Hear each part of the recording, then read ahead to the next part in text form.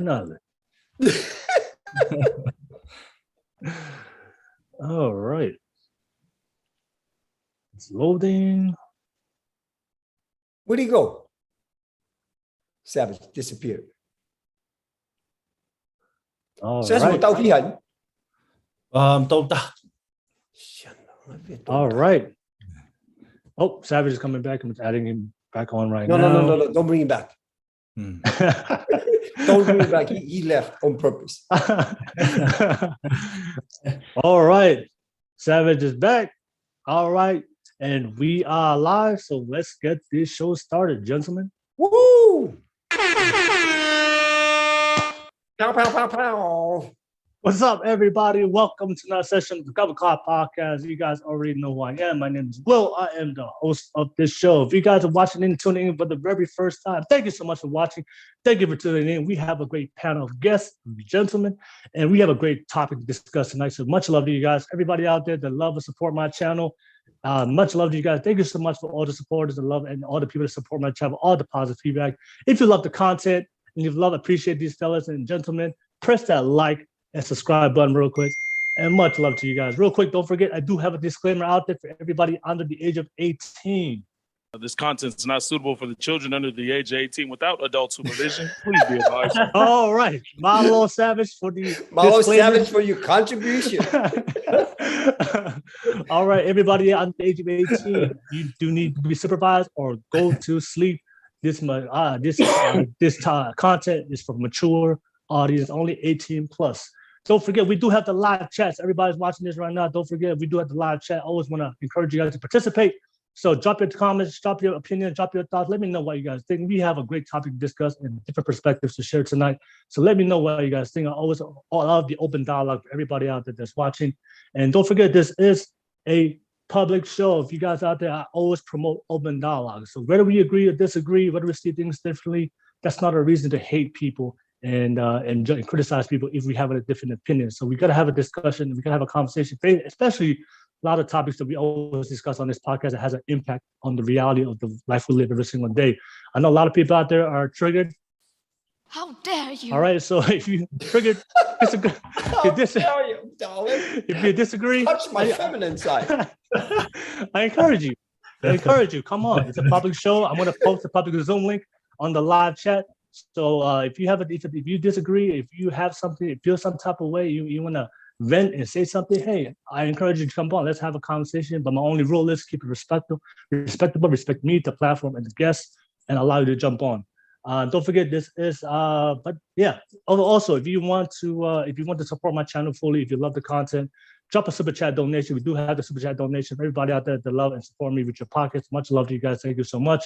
But if you are going to drop a super chat donation financially, ask it through a question, ask it through a topic, because I want to reciprocate that and we'll answer it live to you on real life on the live show. So if you want a specific question to be answered by me or the panel or one of the guests, or if you want us to talk about something that you guys want to talk relating to the topic, drop it through a super chat donation. I'll make time on the podcast to reciprocate the love that you showed through my channel.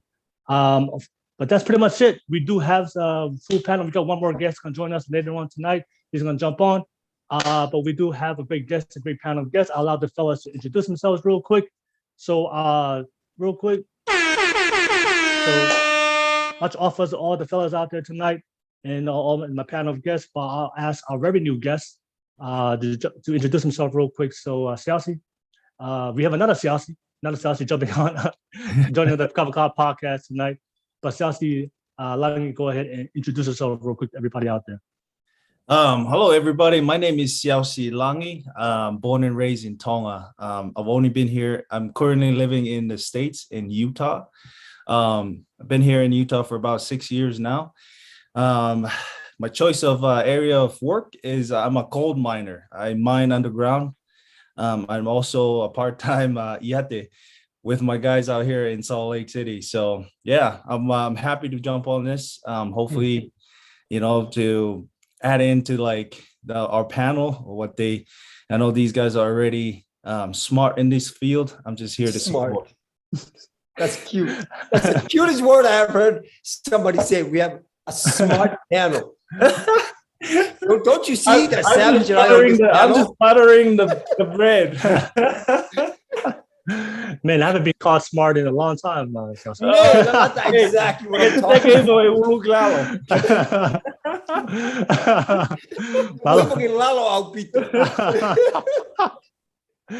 Malo, man. Siaosi, much love. Malo, thank you so much for taking the time to be on tonight's platform and tonight's show. Malo. All right. I'm gonna go ahead and introduce our most controversial guest on the show and on the planet. I'll go ahead, Savage. Go ahead, introduce yourself real quick. Yeah, I guess I gotta turn down the controversial part because they lifted my ban, so I'm grateful. Thank you, TikTok, for lifting my ban. I'll try to be more respectful, but yeah, man. All I ever hope to accomplish every time we come on this panel or this platform is just to make our community think. And if we can make them think, then we can make change. And that's the importance, right? There will be the bad that comes with the good. But if we have to suffer along the way to make some change, then let us be the forefront of that. And, we can take the backlash. Will, I know you've personally been just dealing with a lot as far as, just hate from the community itself.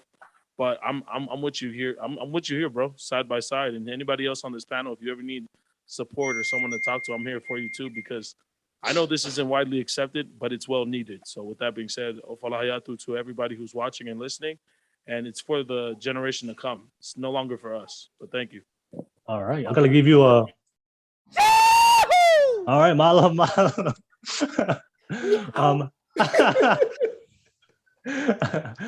All right, Malo. Savage, I really always appreciate you, man. Always appreciate you, and we go way back since the very first podcast that we did together. So much love to you, Logo. All right, and the last but not least, our six-pack man himself. Go ahead, Siaosi. This guy. Siaosi. What is this? Good morning, everybody. Is it good morning, good evening? It's good morning somewhere, right? It's 5:00 somewhere. Siaosi Veimau here. I was born in the island of Tonga, came here at the age of 11. Back in the 80s. My God, my father and my grandfather has done some crazy stuff to have me be here in the United States. I've been here for over 40 plus years. Crazy, right? I'm a personal trainer. I own a gym, and it's been an experience to be able to help people in their physical and their mental capacity. I've taken on personal development for the last 7 years, and I took on self-development to transform the person that I was, or the person I thought I was. And what I discovered for myself was the person that I wish I was. The man that I was not, the father that I was not. And there's a possibility in between those that I could become bigger and better than the person I wound up being. So, and I thank you, Will, for bringing us this platform to have a conversation about whatever it is that we Tongan need to have. And I get it, people are not familiar and they're not accustomed to the type of conversation that takes place in this platform. So I encourage you to keep doing what you're doing. It is much needed, like Savage said. It is not for us. It is for the next generation and how we leave them and what type of information that we provide for them to move forward in the next 10, 20 years. Thank you. All right, no worries. Always a pleasure. Always a pleasure to have you, Siaosi. Man, one of the people I look up to on this space. Also, I know you joined us a little bit later, Siaosi, but I have a question for you. I was talking to Siaosi Langi and Savage about this. I was thinking about doing a podcast in Tongan, full Tongan, Oh, you down? I'm gonna have to invite my brother that one because he would just tear us apart. I think that'd be awesome, man. Really that's a whole different conversation. Yeah. And I'm sure Siaosi Langi here would not have a problem. It's for me. It would probably take me a whole 2 days to keep the dialogue moving forward, so I can everything clicks back. I think that'd be awesome. Oh yeah. I'm it's 2020. It's 2022. We gotta try new things out. We gotta always improve. So I'm gonna plan it out, and I'll give you guys some time to brush up on your tongue. Yeah, like holy cow! Can you imagine the type of conversation that you could actually have with the Tongans that actually go to fight Kava and stuff, right? Yeah, like real conversation that they can really participate in, because I have it in when we have this type of conversation, there's a lack of understanding and there's that gap between in the language that keeps them from not participating. So that would definitely make a big impact on all of us. All right. Yeah. That's awesome. All right, we're gonna make it happen, y'all. So if you're watching this right now and you're talking, and I know we just threw that idea, but let me know what you thought. If you that's a good idea. And that's something you would definitely tune in for, and definitely impact the community, and definitely it's gonna help me on my tongue, because I know my tongue I'm losing a little bit, diminishing a little bit living here in the States. But I think doing that would definitely help me as well and add value to me. All right. So adding our last guest on the show, my man all the way from New Zealand. Our high value man all the way from New Zealand. The man himself. Just in time. How we doing, gents? Perfect timing. Every time you open up your mouth, it makes me feel less than. I feel inferior every time he opens his mouth. It sounds so sophisticated, I think the term Siaosi is looking for a demasculated. I'm just that humble. Taniela, all I need you to know is don't say anything. And you only get to say yes or no. All right. So Taniela, just in time. Thank you for jumping on. Always appreciate you joining on the panel and supporting the show. But then I'll go ahead. Introduce yourself real quick for everybody out there that's watching. Go ahead, Taniela. So my name is Taniela. I'm from New Zealand, born and raised in Tonga, and along the lines, and my adopted family decided to move over to New Zealand. So we made the trip over in 2008, and up until now, I managed to navigate the construction world from a laborer, no degree, to a project manager of a tier 2 company, earning 6-figure. Woo! And I just want to share my experience and things I've picked up along the way, and hopefully it becomes useful to whoever's listening. All right, Malo. Thank you, Daniela. All right, and gents, thank you so much more time. All right, everybody that's watching us right now, if you're still watching and you just tuned in, press that like, subscribe button real quick. And don't forget, let's get this live chat going, y'all. Let me know your thoughts. Let me know your feedback real quick. But let's get right into, fellas. You guys already know the topic at hand tonight. Why? What's the topic? Where did all the good, ambitious, responsible men go? That's the topic that we're gonna discuss tonight. So just to give everybody some context before I ask the fellas open up for you guys to give me your thoughts about tonight's topic. But how I thought about this topic was, you guys already know I host a dating podcast for a lot of modern women. How dare you? And one of the most questions, the most primary questions they always ask, or consistent questions they always ask on this dating show is like, where are all the good, ambitious and responsible men? And just from my end, one of the things I have to explain to them on this topic, according to my opinion, one of the things that's while there's a whole generation of men that's going through so many struggles, and I think one of the things I see, especially in modern day society, is the breakdown of gender. It's not really, because in America, we can be anything we want to be, and I believe that in order for a man to be responsible, to be ambitious, to be good, he has to be a man, and there are certain roles a man has to play in order to become that type of man. But one of the things I do see is, especially in the society that in America is we are breaking down roles, is no more biological roles no more. That's one of the conversations I always have with these women. A man can do a woman's job, a woman can do a man's role. His biology doesn't matter no more. And I think that's very toxic for a lot of men out there, because in order to become a great man, you have to learn from other men, not from other women telling you what you should be as a woman, as a man. So I'm very interested to hear your thoughts. You all men out there, you have families, you're ambitious in your own lives, you have your own purpose you guys are trying to achieve. And like I said, based on the conversation, I've got to know you guys. I can based on my judgment that you guys have some, you guys take pride and responsibility of the people you love and care about, especially when it comes to your family. So yeah, so that's gonna be the conversation. I know this is also a lot of the young men has been reaching out to me on the DMs ever since I posted this topic on Monday.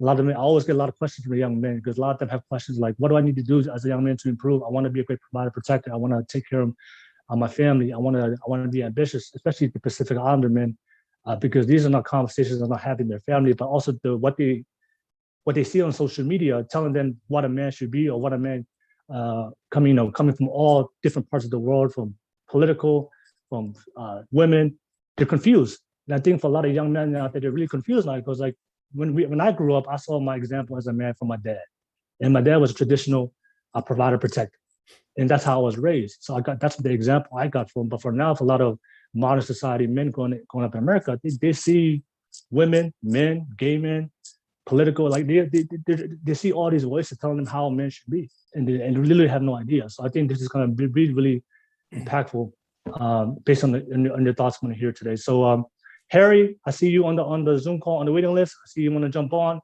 If you're watching this right now, I'll add you to the conversation pretty soon. So Harry, I see you, Harry.v. So I'm going to add you on real quick. So just be patient, Harry. I see you want to jump on. Thank you for trying to jump on and be part of the conversation. But yeah, that's just my thoughts on it, just to give context for everybody out there of the topic that why we're talking about this discussion. I think it's a much-needed conversation for a lot of young men out there.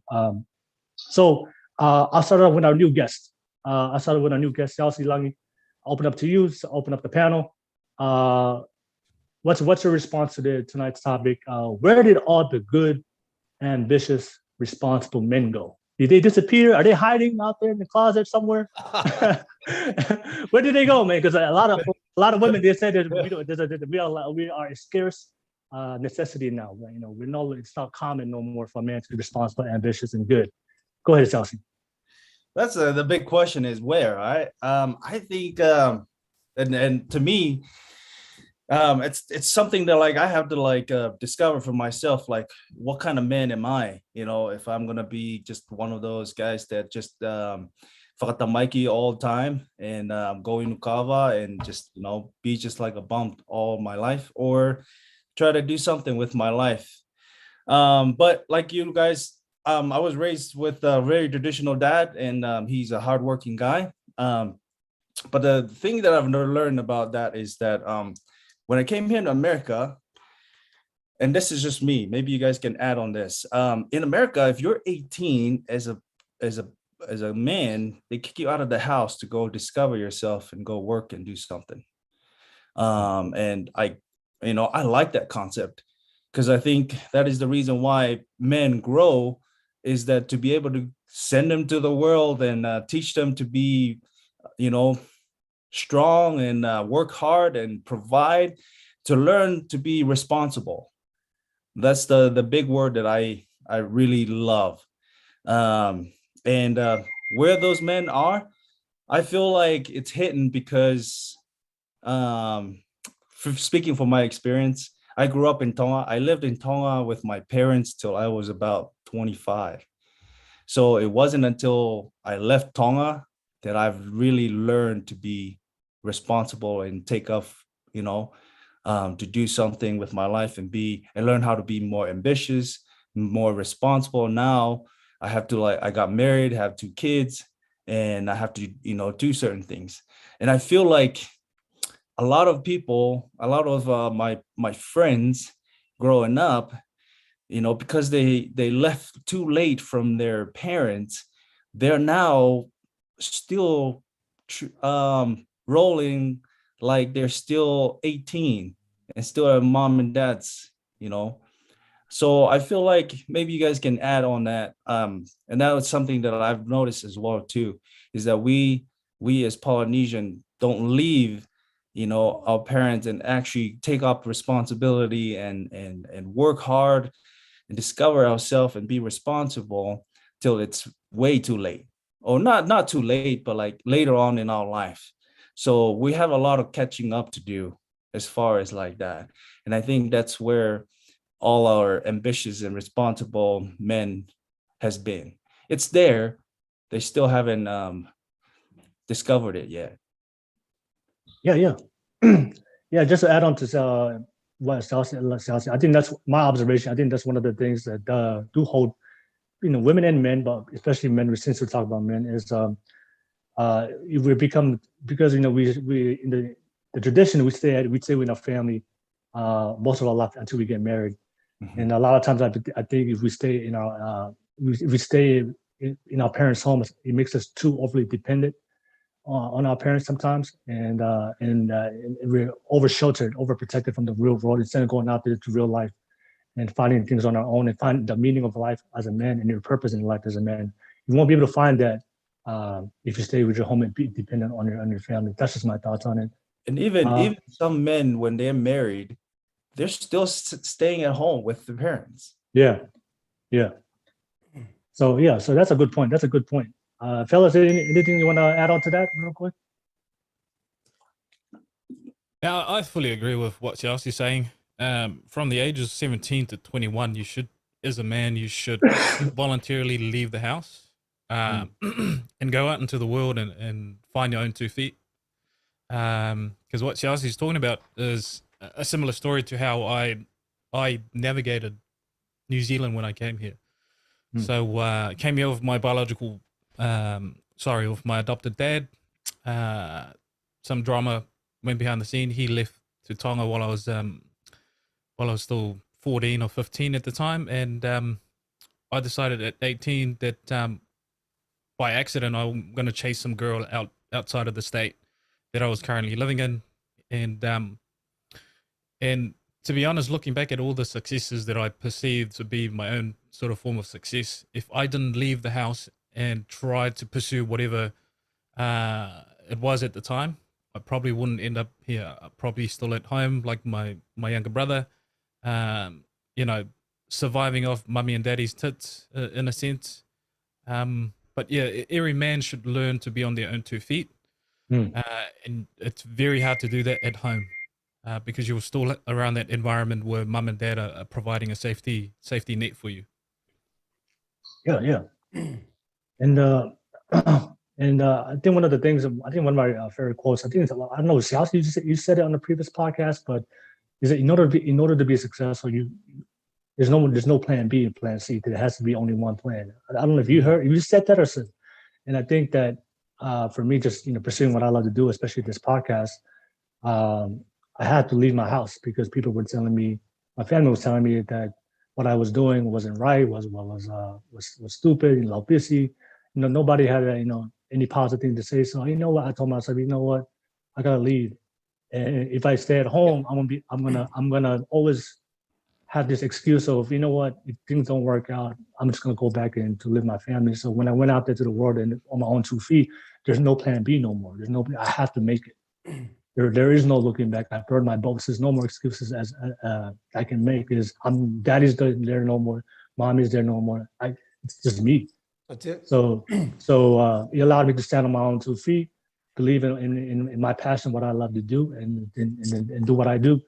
And it's got me to this point. So I think I think if we stay at home, we're always gonna make excuses, or we have that. If it doesn't work out, I can always go back home. But that type of mentality of one feet in, one foot out. In the real world, when you're trying to compete with other people in whatever profession you're trying to be part of, you can be all in order to move ahead in life. All right. Yeah. All right, no worries. Just want to share that real quick. I see a lot of people jumping on. Savage, your fan base, I see them popping up on the live chat. Much love. All the Savage fans out there that's watching this right now, thank you so much for watching. Thank you for tuning in. Much love to you guys. But yeah, I'll pass it on to Savage real quick.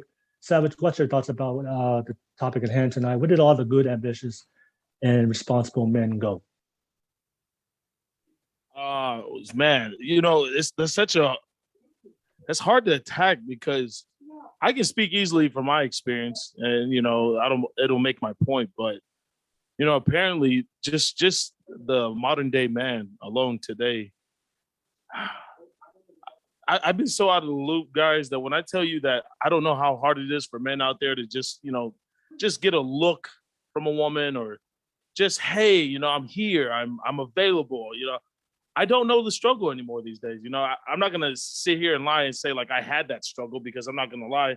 I was a smooth talker, and that got me into a lot of good situations, that got me out of a lot of bad situations. But you know, 9 times out of 10, I usually got fucked up in a bad situation because I couldn't talk myself out of that. But that was because of her brothers and her uncles and her cousins and shit.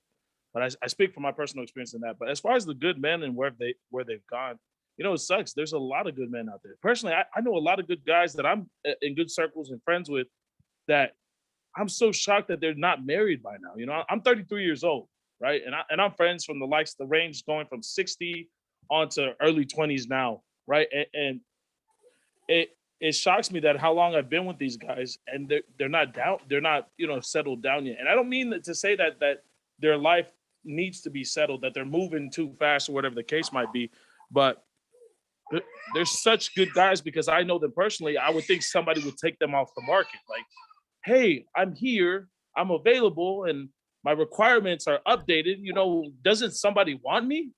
And you know, most of my friends that I go out with, you know, the case is usually because of I think we talked about it in one of the episodes before about the parameters for women to succeed without women, right?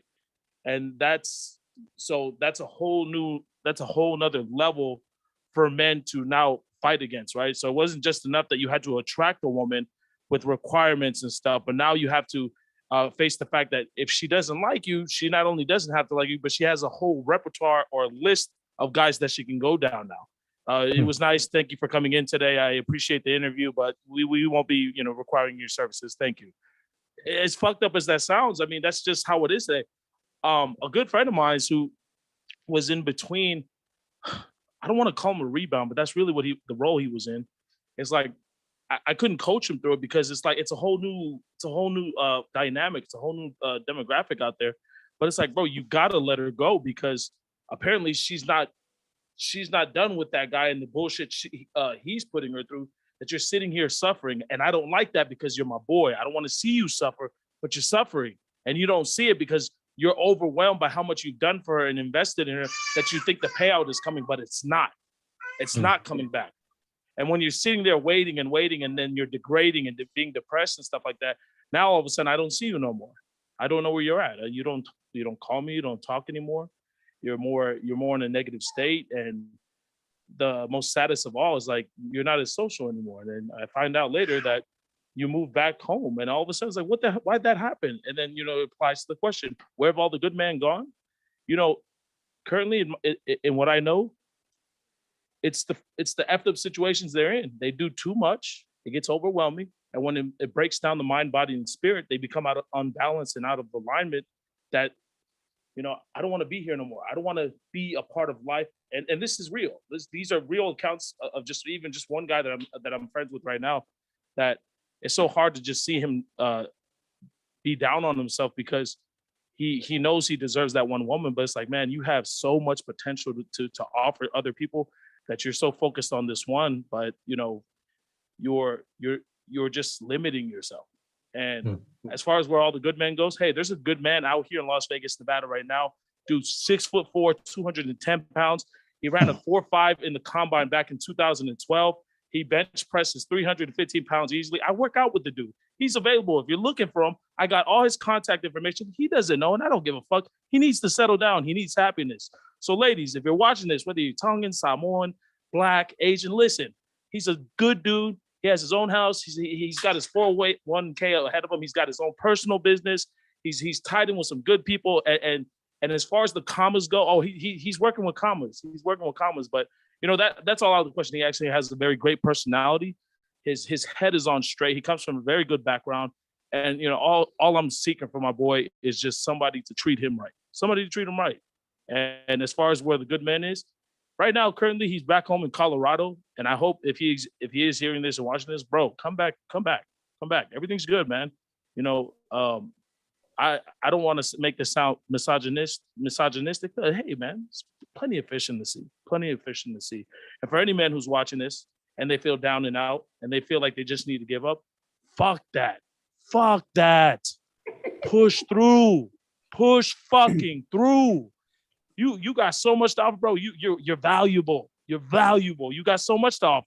Listen, if it's not working here in the States, there's other countries. There's 7 continents. There's however many seas you can cross and go check out the diaspora of women that there is to offer.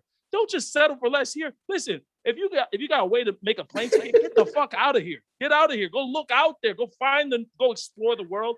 Don't settle yourself here, because I don't like seeing the men out there, just the culture of men, like just not around. And when questions like this come up, it hurts me, because it's like, I'm still proud to be a man.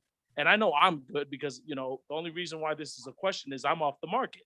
So when, as far as where are all the good men gone, I think they're just dealing with their own personal issues, but I hope and pray that, they find solution. All right, no worries. Man, 6'4", 300 pounds. Man, that's Man, he started describing this man, and my chest started, pushing out, and my shoulders got broader, and all of a sudden I'm 6'4", 220 pounds, full of muscles, and I just want to be this guy. Yeah, a lot of women watching this right now, their panties just drop when you put those statistics out there. But sometimes it's not always what you say. Say that again. No, when he says 6'4", bench 310, a lot of the panties drop. A lot of women out there. Taking notes. The craziest part about that is, like, majority of us have it that we have to have the right size and the right look, right? And majority of people get stuck on how somebody looks, and they missed out on the opportunity to find something that's beautiful inside. It's not always the physical part that makes a difference. Like, you can walk around the mall and you can see the most ugliest guy with the most beautiful woman there is. You understand that? It's not always about the look, right?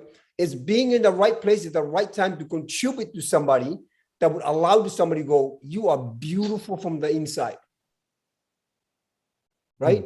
So it's not always about look. And sometimes, like, those are the guys that are big, or even the smaller guys. It doesn't matter what you look like, but sometimes it's just you're not being somebody that you can love from the inside out. But physically, you can love somebody physically for what they look like, but you can't love them for a long period of time, because what really matters is the conversations that happens in here and from here, right? And but I want to go back to your question. Can you repeat that question again? Because it's powerful. Yeah, so the question, Siaosi, is where did all the good, ambitious, responsible men go? Wow. It's a powerful question, man, because you go back to, they're around. Like, get that parents are raising their children to be powerful men. Like, every generation has there's a spurt growth that we all go through in life. We don't get things the way we should until we're in our 30s, in our 40s, and that's men, right? We don't have things together until we get up to about 35, 40. We may know what to do, but we don't really put the things in place and really understand what life is all about until we get up to 35, 40. And when you're talking about where they have gone, when you take a look at where women has gone for the last 30, 40 years, in terms of we've grown, or we have taught women to be independent, and women has taken on being independent and being able to take over what a man can do, right? They so much go into, like, they're now the men in life. They take on the whole persona of what a man should be, which leaves them being independent, having no man not looking for a man, because what they're looking for is somebody that's just as powerful as they are. And when men are trying to come across as tough, they're already tough. They don't need that, right? So men are trying the best that they can to become. Women is going to have to take a step back and take the role of a woman. And I'm not saying women are not powerful when they need to be. You can still have a powerful woman in your life and still have and be the role of a woman, and not overtake the masculine side. right? Only then, only when women can allow men, can build up men to be men, that you'll see men start to show up. Because right now, the women in life are taking over, and there's nothing wrong with that. But like somebody said, that they're demasculating men as we try to move up. They're getting kind of pushed down to the bottom. All right, no worries, no worries. Thank you, Siaosi. Thank you for dropping that. I wrote some notes to a lot of things you said, and we're gonna definitely come back to it. And because you said a lot of great things, I want to discuss later. I'm a Pat and Blaine. Just take some time, Blaine, and I'll come back to you. Thank you for jumping up for tonight's podcast. But Taniela, it's all you. Go ahead. Whether all the good, ambitious, responsible men go. Majority of those men are either building themselves, currently going through heartbreaks, or currently developing their career at the moment. That's why you don't see them. What I see most is the engagement of people through social media, people they meet through clubbing, social events and stuff like that. Majority of the men that do attend those occasions are probably not entirely looking for what we hold as success, and they're probably going through their playing phase as boys, and majority of some of the good men are probably wifed up right now, in a good relationship. The thing I want to pass on to young men and young boys who are probably going to watch this in years' time, and I feel this is a very important message to pass on, because as we currently see, there are a lot more single mothers, and that statistic is rising. And we all know, based on numbers on previous years, that single mother household really create a successful man, or create the environment for a man to thrive in. So there are two things. You have to be your own superhero. When you do not know what a father figure looks like, you have to do the work. And that's the beauty of being a man, is that you can do the work, and you can find the courage and the willpower to do the work when you require it the most. The second one is get rid of this notion that there is this thing called destiny, that you are destined to be with one woman, and the woman you feel the utmost love for will forever be the one for you. The one that you are destined to be with is the one that is willing to work with you 100. That is the one for you. There is no such thing as there's this mystery, this destiny that I have with a woman, and that woman happens to be the one that I'm with. It is whoever you work 100% with, and they replicate the same energy, that is the person that is right for you. And regardless of any other traits that they have, if they're willing to work with you throughout the good and the bad, that is the person for you. The other thing too is get comfortable with your sexuality. There's only one movie that I can pass on as a good sort of baseline for young men who are single to watch, and that's Don Juan De Marco. You find that movie and you watch that movie, and take away the attitude of the protagonist towards women. Although he was quite the Casanova and he slept with multiple women, there's one thing that he did that is quite different from what you see as we portray studs. He took care and looked after every single encounter that he came into. And I see that a lot of young men now are looking at women, especially the extreme side of the red pill manosphere side, is that they are treating women like pieces of garbage when they go into the extreme side of that ideology, and they're looking at women and objectifying women, and furthering this disconnect that young single male and females are going through right now. And the feminist movement have already got so much ammo up their arsenal that we're now even just giving it to them. Instead of us focusing on each other as men and building each other up, we're now pointing the fingers at women and saying they're oppressing us. That may be the situation, but your energy is much more useful when you look at the brother that's right beside you and go to him, hey, our life's pretty shit. You know, we're going through some heartbreak.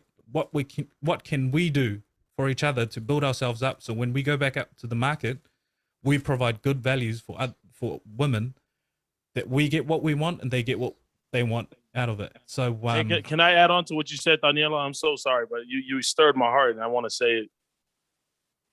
Yeah, go on. Yeah.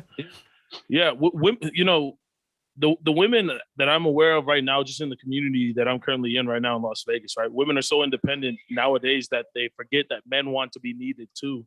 And when you said that, that clicked, because it's not a sense of being a bitch or being weak, but we as men, we long for that too. We feel to be needed, but it's not something we're showing on the surface. It's something that we're holding privately and personally for you to get us one-on-one alone to elaborate that. Because on the exterior, yeah, we're tough, but it's not that we're trying to be. You know, some of us are trying to break that habit or that stereotype.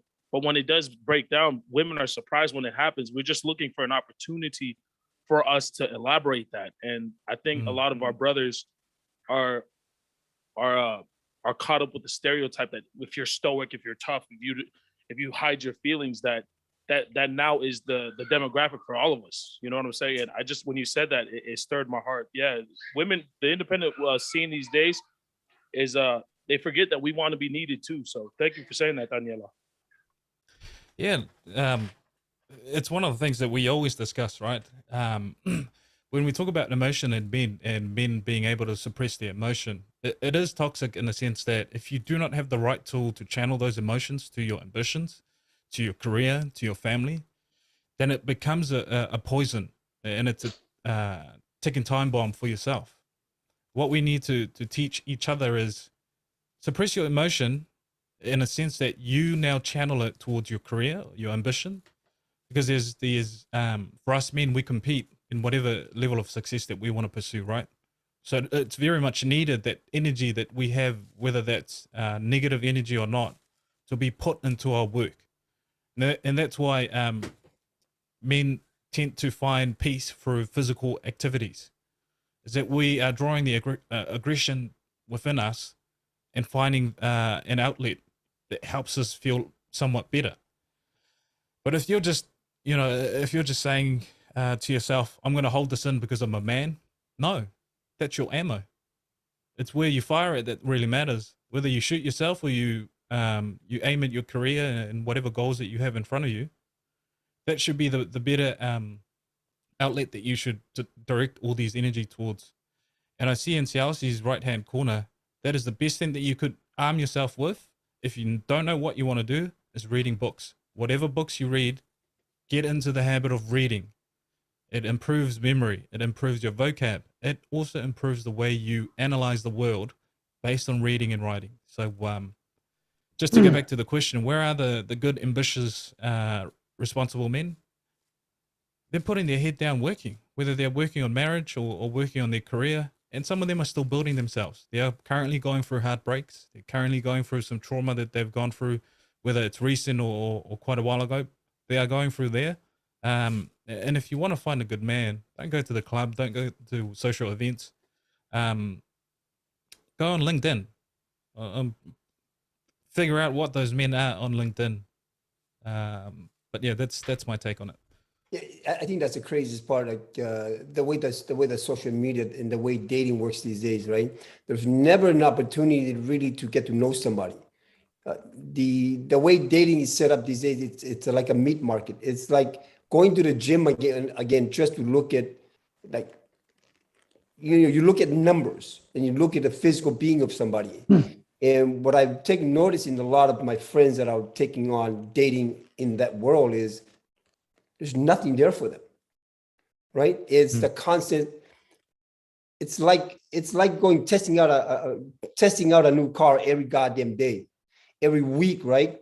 What are you gonna get if you keep testing something? If you're constantly testing a new car every day, like, there's nothing there for you. There's no real investment. There's no real time that you get to invest in building a relationship, right? And it is up to, the crazy part, it is somewhat up to women. Take that back.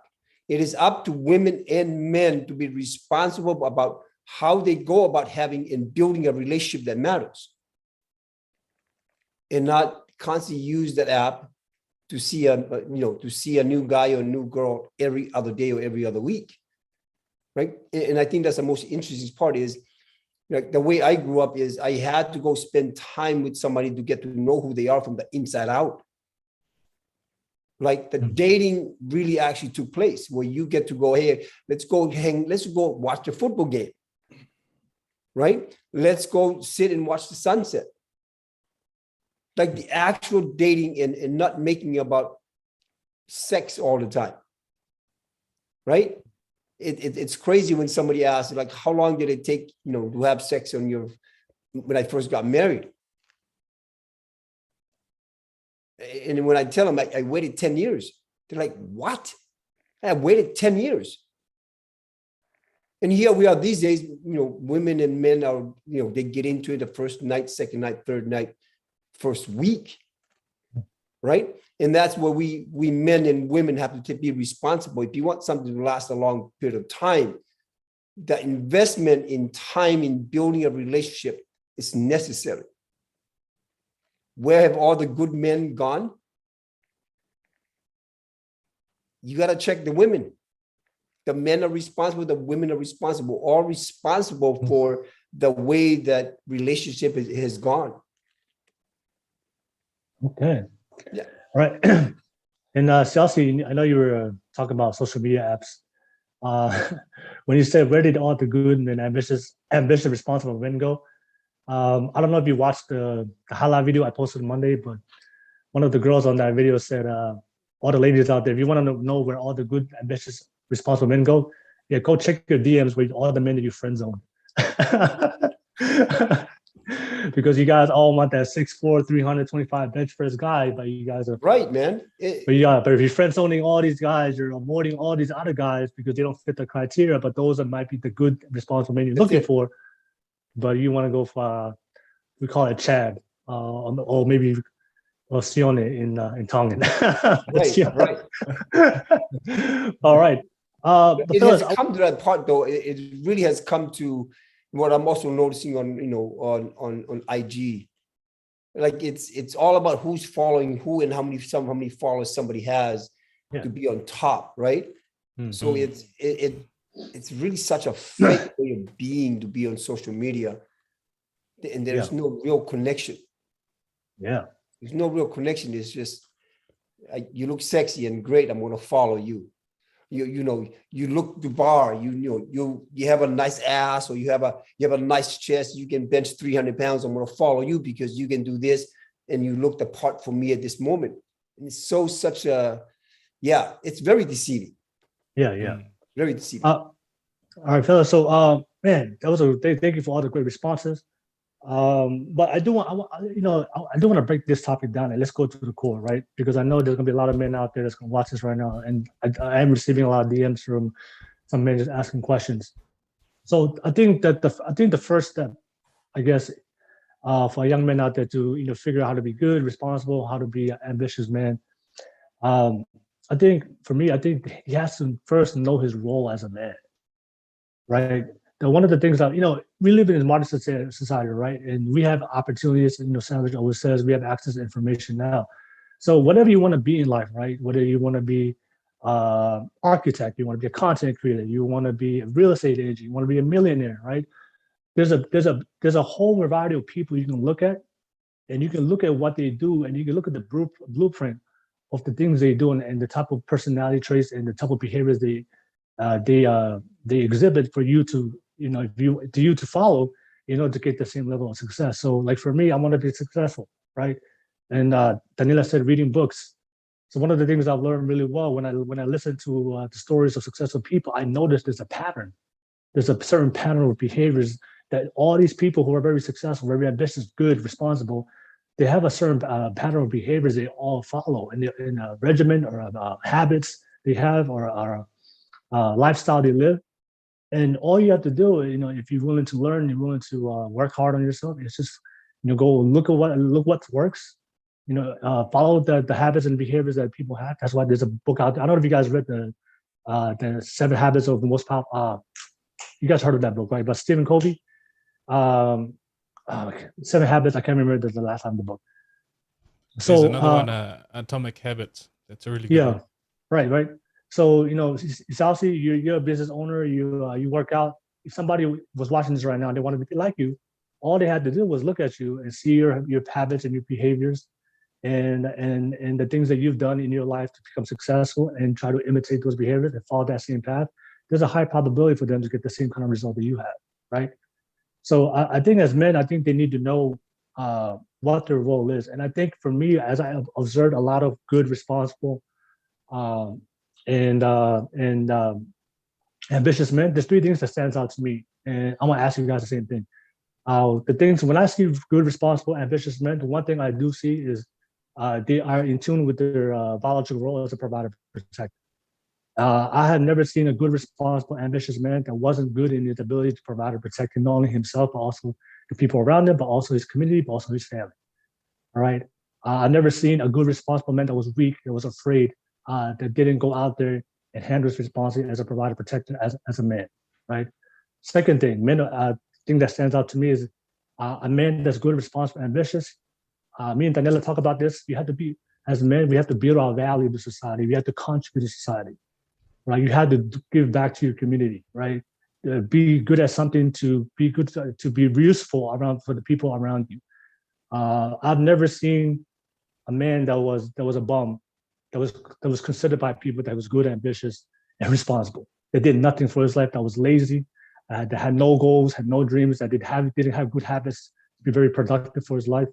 So the 2 things I see: men who are provider, protector, men of value, and of course people. And the men I see that I respect as a good, responsible, ambitious man, are men that take care of their family, the children.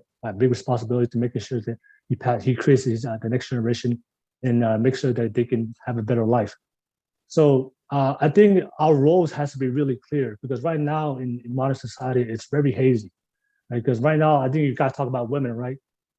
I see a lot of women right now on social media telling men, it's okay to cry, it's okay to be weak, it's okay to, you can stay home while I go work, and you can just be home and stay at home as housewives. Now, if that's something you want to do for everybody out there, then, hey, that's fine.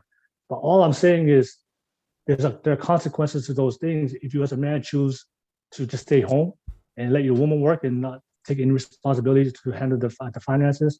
If you choose not to be a provider, protector, you know what? I'm gonna let my woman provide and protect for me. I don't want to play that role no more as a man. And also like family, right? If you don't want to take care of your kids, you know what? Because we're encouraging women to be independent. There's a lot of men out there, you know what? I'm gonna just go out there and have sex. I don't care, like casual sex, no responsibility to his kids, right? But that has become the norm now. So I think for a lot of men out there, we have to be clear, because for me, it was very clear for me growing up. And I think you guys provide examples growing up. You guys saw roles of the men in your life. It was really clear of what to exemplify and what to follow. And the thing right now, a lot of men have no idea who to follow, who to look up to. There's women right now. I don't know if you guys see it, but there's women now coaching men how to become men, how to be men. there's women around. I'm telling you, this is a real thing. There's women coaches out there, women right now coaching men how to be men. That's a real thing now. So I think we have to, as men, we have to know our role. And I think that's really, really important. But I want to ask you, so the question I want to ask you, fellas, and I just want to ask your own opinions, observations. What is the role of a man? Right? For all the young men out there that's watching this right now, I just gave you guys just insight of what I think the role of a man is. But I want to ask you guys, what is the role of a man? Because I think that's a much needed conversation to know for a man. Because like I told you guys before, how can young men out there be good, responsible, and ambitious if he doesn't know the blueprint, or if he doesn't know what to follow, he doesn't know what to do, right? And then he's left in his own devices. But that's life, We have to use the hand that we dealt with. But that's no excuse to not becoming a good man. But I want to hear from you, for all the young men that's watching this right now. It's time for you, Siaosi Langi. What is the role of a man, according to you? That's a good question, right? A role of a man, to me, is basically a man is willing to take responsibilities to provide, to take care of the family, to be there for them, to protect, like you said earlier today. I feel like the question that like we're having this panel, where did all the good, ambitious, responsible men goes? I'm assuming that's women asking that. Yeah, women. Yeah, and goes back to what Siaosi was talking about, social media. I think that's what's messed up is like women now are having these high expectations of like, I have to have a six pack. I have to know I have to like be able to know how to be a mechanic. I have to know to be a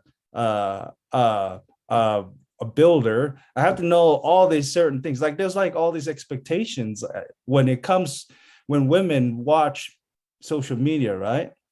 So coming with that, not a lot of men have those qualities and skills. But going back to Siaosi, the criteria for modern women is 6 feet, 6 pack, 6 inches. that got criteria. What is that? 666? What'd you say? It sounds like six feet, 6 figures, 6 inches. That's the criteria. But for me, like, okay, there's a difference between boys and men. Boys. Okay, let's see this. Women. Give it to them. Give it to them, Siaosi. Okay, women, please. If you're dating somebody and they act like boys, and what I mean by that is they're very, very what's that word? It's slipping my head. What's in common? Say in common, we can translate it. They're very entitled. That's the word. They bring out their rights. I have my rights as the first son to do this and this and this. Those are boys. Men take responsibility, and it doesn't matter what kind of challenge it throws in their way. They're willing to do it no matter what, because they're men. And it doesn't matter if it's their fault or whoever's fault. In that moment, a man takes up responsibility to go after it or to do it or to provide or to protect. For me, okay, I'm a father. I got 2 girls. I got a wife. If all of a sudden, somebody rang the door and I open up, there's a baby in front of my door. Like, what would boys do? I would take it and like ask the neighbors. But as a man, I would take care of that baby for the time being before I figure out where that baby comes from. So like for women, please do kind of filter out which ones are boys and which ones are men, and for men, please take up responsibility and do what you can to become men. Don't be feeling entitled to just, I have my rights. That's what I hear a lot in this social media now. I have my rights to do this. I have my rights to be gender, whatever, right? So that creates like a whole separations between, and then a confusion as well too.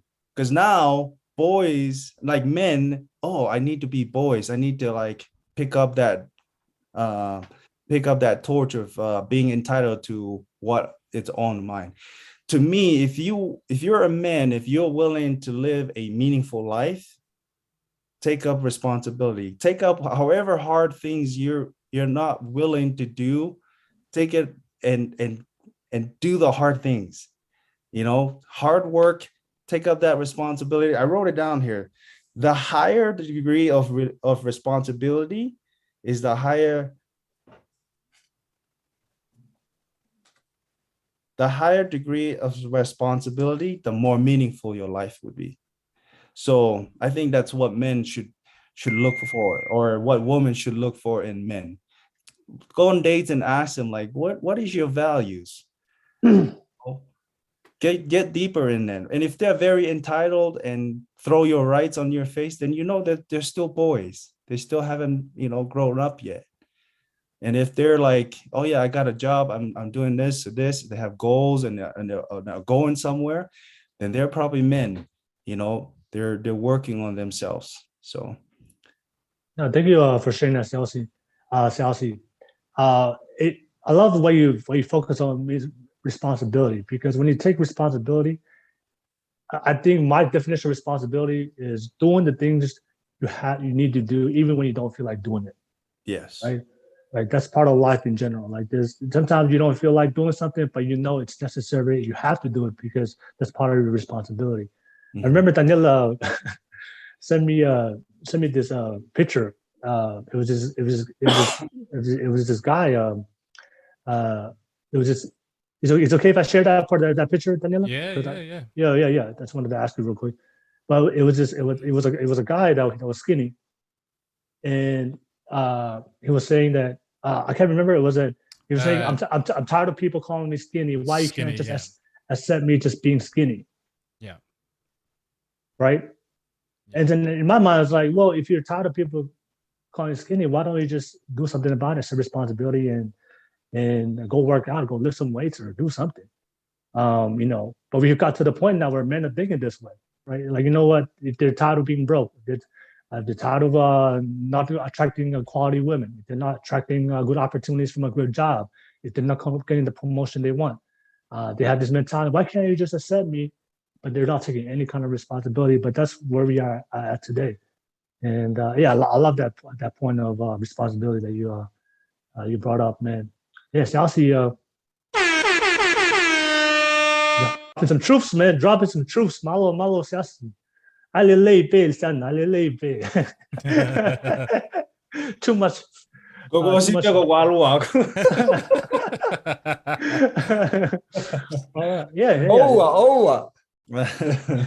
Yeah, I think respond. Go ahead. It's true. I feel like that's like it's in every culture. It's not just in certain culture. I think in men in general as well too. We're too afraid to speak up. I know Jordan Peterson talks about you gotta be a monster, and I've seen a post that Siaosi Veimau had in his Instagram. How important is that? Like, we don't have to be rude, but we need to compete. We need to like overcome as men. If we're in a job and we're working in a job and you want a promotion, you don't be going there and like, I'm sorry, can I get that promotion? You need to work and you fight for that promotion to get it. And if you're like, if you really, really want a girl, okay, like you don't just go there and I'm like, I'm at home with my mom and dad. Can we, you have to like work on yourself, develop yourself, find a career, find a job, or even just a job. One of the best people and successful people I know, they're like regular warehouse workers, but they're super amazing with what they do. And they're hardworking people too, and people that I sometimes look up to as well too. So it doesn't have to be a certain like success. To me, success is somebody that's constantly growing in what they're willing to do. Yeah, to have some value. Yeah. Yes. And women, you need to feel that vibration from men. If you feel a vibration where they are just like bumming around from cousins to cousin, going from house to house, eating their leftovers, then they're still boys. And if like they're men working on themselves, even though from a starting point, there will be somebody worth being with. And a lot of successful people that I've seen as well too is like they have women right beside them, helping them go throughout their journey as well too. All right. And it's a constant growing as well too. You don't just go to a certain spot and you like feel like, oh yeah, I'm successful, I'm a man. No, it's like right when like I hit this year, then like the whole platform just changes. Like there's the next level. I was telling Will that like this is my second podcast, and I'm like, for the past few years, I've been talking to friends and stuff like that. Like, and this year, it's like, well, we need to elevate to a next level, see how much impact we can show the world. And one thing that I've noticed as well, too, like pick up from what you guys were saying, there's not a lot of mentors in our community that portrays that. And that's what I've seen. All right. All right. Sure. We're learning. Oh, go ahead. Finish up. Sorry, man. We're learning. We're learning from like the Palangis, but like we need, purebred Polynesian showing the way for our younger generation as mentors. All right. Malo Siaosi. Thank you so much. All right, appreciate it. Hey, if you're watching this right now, let me know what you thought about what Siaosi said. I know you guys are dropping some things on the live. I can see all your opinions. Thank you so much for participating. I see somebody said you need to get some females' opinions on this topic with you guys. Yeah, if you're a female and you're watching this right now, jump on. The public Zoom link is on the live chat. I will definitely want to hear your opinion, be part of this conversation. But yeah, thank you so much, Savage. What is the one? I think I want to ask you, Savage, same thing. What is the role of a man? Make sure that we record this one, please. Yeah, shit. Because I'm really not trying to make a viral moment, but I probably will say something very viral. Everybody wants to be a man until it's time to be a man, and I'm not talking about penis or testicles, because apparently science can do that for anybody, and that's not me attacking the transgender man community. That's not what I'm saying. I'm saying this. The presence of when a person walks in the room and and identify that as the man, right? Yeah, we know that feeling from whether it was the one uncle, the everybody's dad or your dad.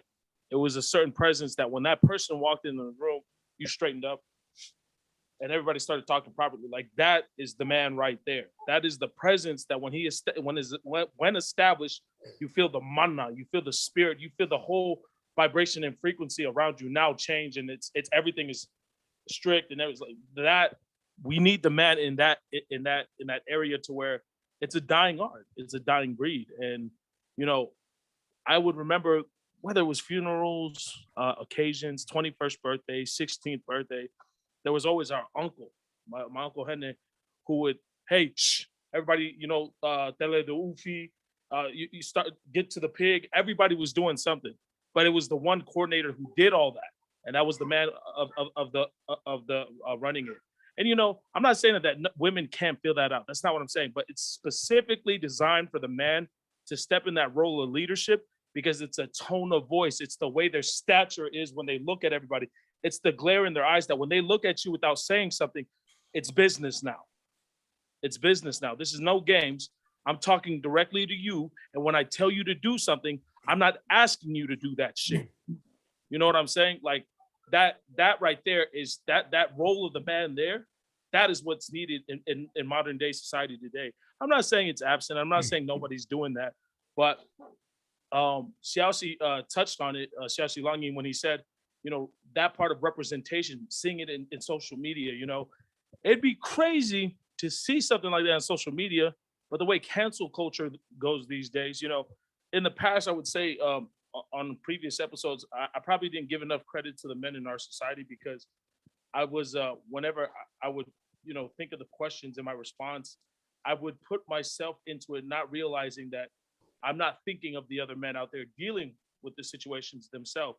And when I think about the role of the man in today's standards, it's almost like defanging, declawing, like, hey, okay, it's a little bit too much. Can you tone it down? No, we have to turn it up. That there's time and places for that to play out. There's limits and boundaries set whenever things get a little bit out of hand.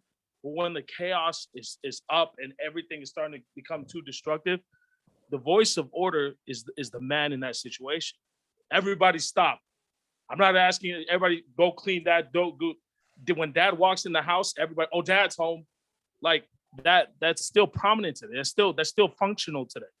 And if it's not being taught widely, I mean, maybe society softens the role, but I believe it's okay to be that way. It's okay to just be the man. I'm not talking about somebody portraying or wanting to be like Siaosi Langi was saying about, differentiating the boys from the men, right? Because you can be an uncle, but it doesn't mean you're a man. You can be a cousin, doesn't mean you're a man, right? Stepping up when nobody wants to step up, or doing the things that no one wants to do, or when it gets tough and we need somebody tough to do it, or even if it's like something for the first time you've never done in your life and you're called to answer, right? That these are the moments that really allow you to showcase, is today the day that I become a man or the man, right? And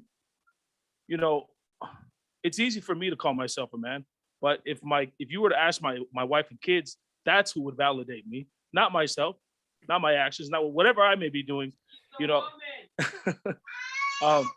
What did she say? My wife just called me. She said, I'm a woman, but but like, Damn, son, where'd but like, you know, in the moments where I'm supposed to step up and fill the gap or fill the void or fill the role, you know, and it's the role of a man to be there, you'll always notice whenever it's like your mom or your sister, like somebody go call, you know, I don't know, call Junior, call Sione, because Junior and Sione, those are the men whenever they're called for. There's a reason why the women are always calling for them. And that's just me using hypothetical. Please don't think that there's an actual Junior and Sione who gets called for everything. But there's a reason why your mom or your sisters or your cousins always call for that one person in the family, is because they fulfill the role of the man. So it's important to highlight that, because, you know, if it's a dying role, I don't know what's killing it, but I will say we do need more representation. And if that's going to be the solution, you know, hopefully we stop with the catfishing on social media. But that's crazy. I would definitely like to see more representation as far as the man being fulfilled in that role, because there's a lot of model figures on not only on just social media, YouTube and all this stuff, but in your local community. You can walk into a store, you can go to the Home Depot, you can go wherever these places are.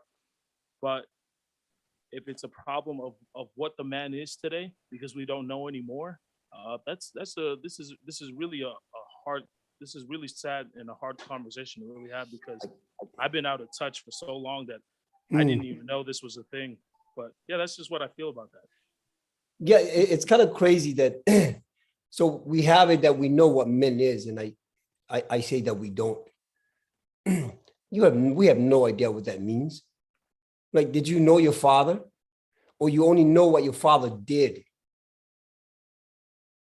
Did you really know your father, or you only know your father because he had 2 to 3 jobs?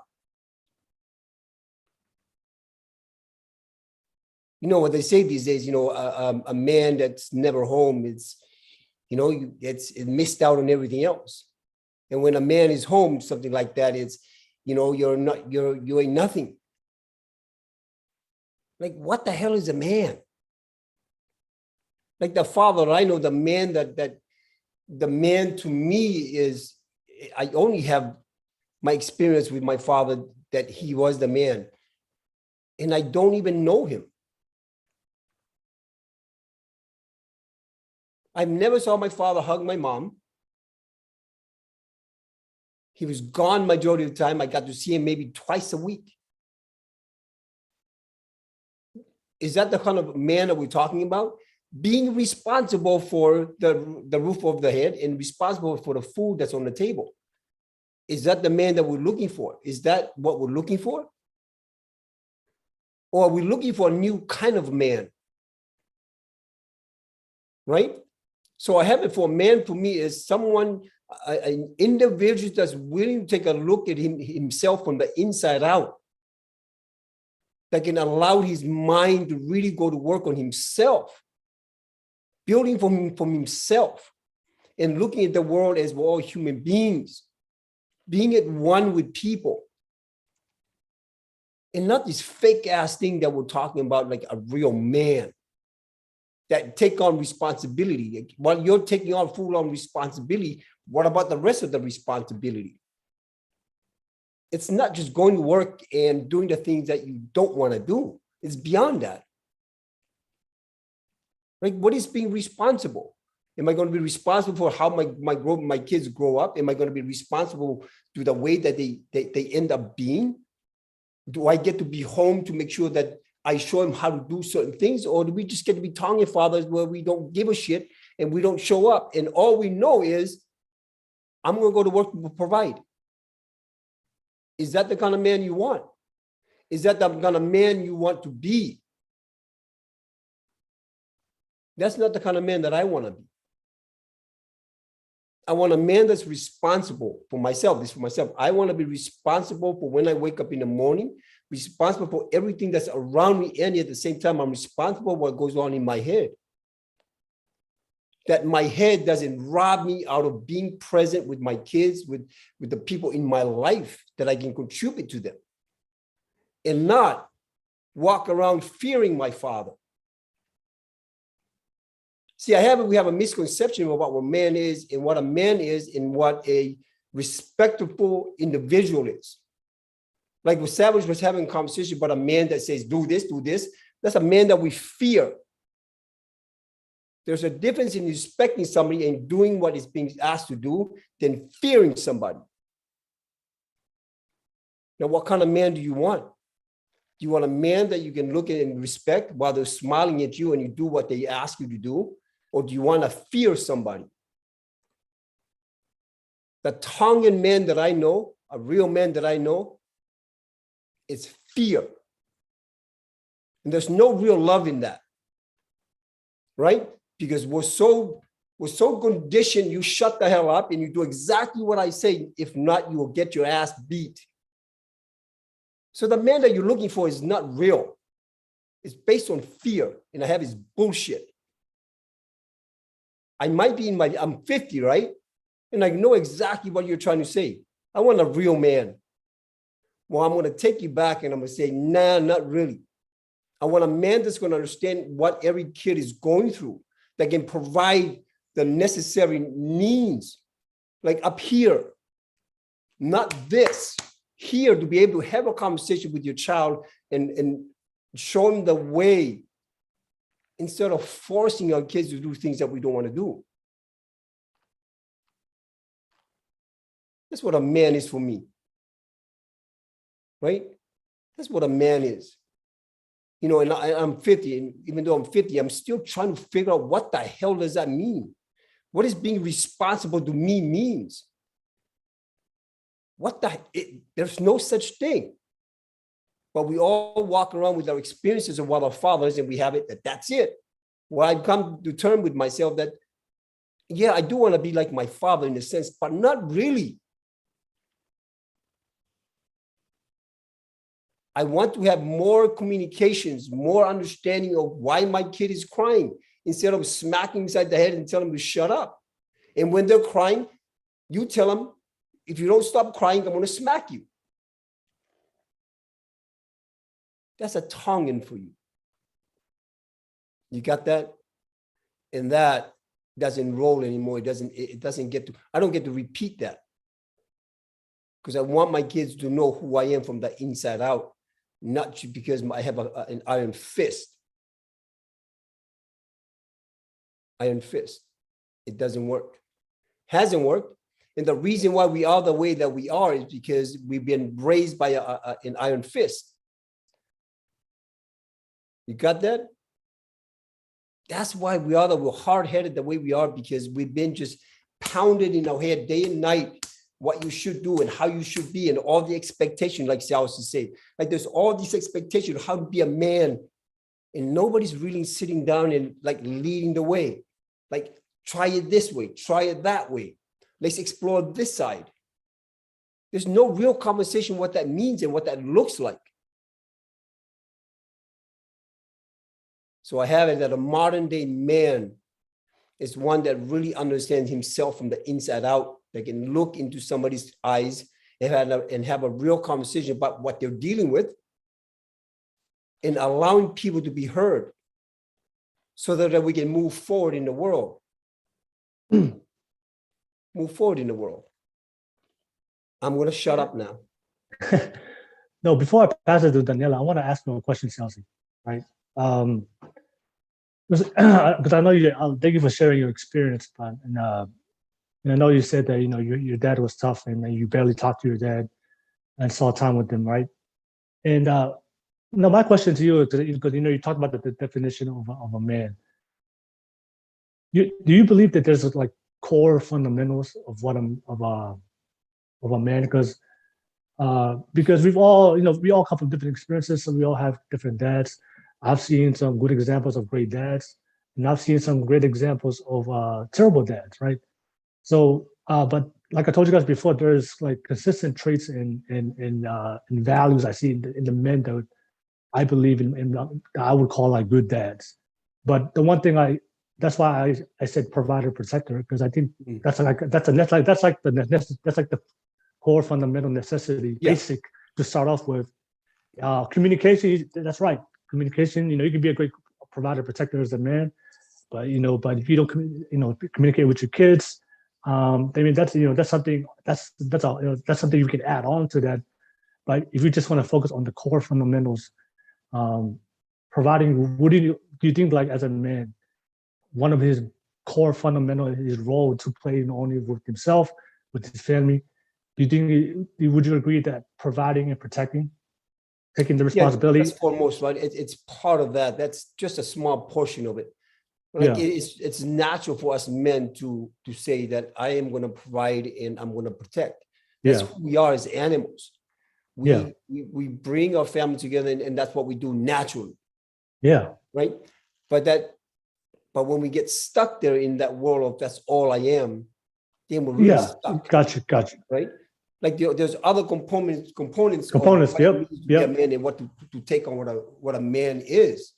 Like we talked about, having full-on communication, that when somebody walks away from your communication, that they've been heard and they've been seen and they've been heard. It's part of it, right? Because if you can't have those fundamental conversation with your loved one, with your son, there is no relationship. Relationship and bonding only happens through communication, right? And in the world that we all come from, in the Tongan world, like, we're only meant to be seen. There's no real building of a relationship. As a matter of fact, I don't think any of you guys have a relationship with your father and your brothers. I don't think so. When was the last time you had a real conversation with your brother about what matters to you and what matters to them in life? Like, how is their day really going? You don't have a relationship. And that's something you want to take a look. When was the last time you talked to your brother, your mom, your sister, and really got to see where they're at in life? Right? And that's crucial in relationship. It's crucial being a father, like to having a true understanding of what communication can do and what possibilities you can create with your language. Like, I also have it that, like, being a man is a created way of being. You can wake up every morning and tell yourself, I'm going to do this because I want to be a man, and I want to work on this part of my life. I'm going to work on my mental health to be a man, right? I'm going to work on my physical part to be a man. I'm going to work on my communication to be a man, so that I can have a relationship and a conversation with those that I love. There's a lot of areas that we have to, giving up that you're right is part of being a man, right? But in the world that we grow up is that man rules. We rule with the iron fist, right? And that never builds anything.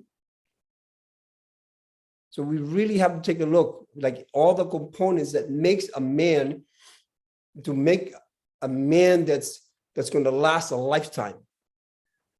Like we talk about having somebody that we can look up to. If we have somebody that can really sit down and direct people to where they need to go and how to have people solve their problems in life, then if we're not doing that, then all we're doing is repeating the same bullshit that's been taught to us by our grandfathers and our fathers and our uncles. And that's not what we want to do. Yeah. No worries. Yeah. Savage, you want to say something? No, I just wanted to be clear when I was speaking earlier.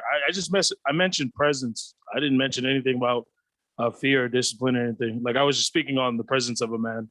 And whenever you feel that, I mentioned manan, the life force of that person. That can't be duplicated, because obviously we all know that mankind would die if men didn't integrate with women. If women and men were not having babies anymore, we just simply die off. When I was highlighting the presence of a man, that was simply it. Nothing else as far as functionality, what that man does, responsibility, and all that stuff. I was just talking about the presence of a man. Savage, stop defending yourself. We're just having a conversation. No, and last thing, Siaosi, and before I pass on Taniela.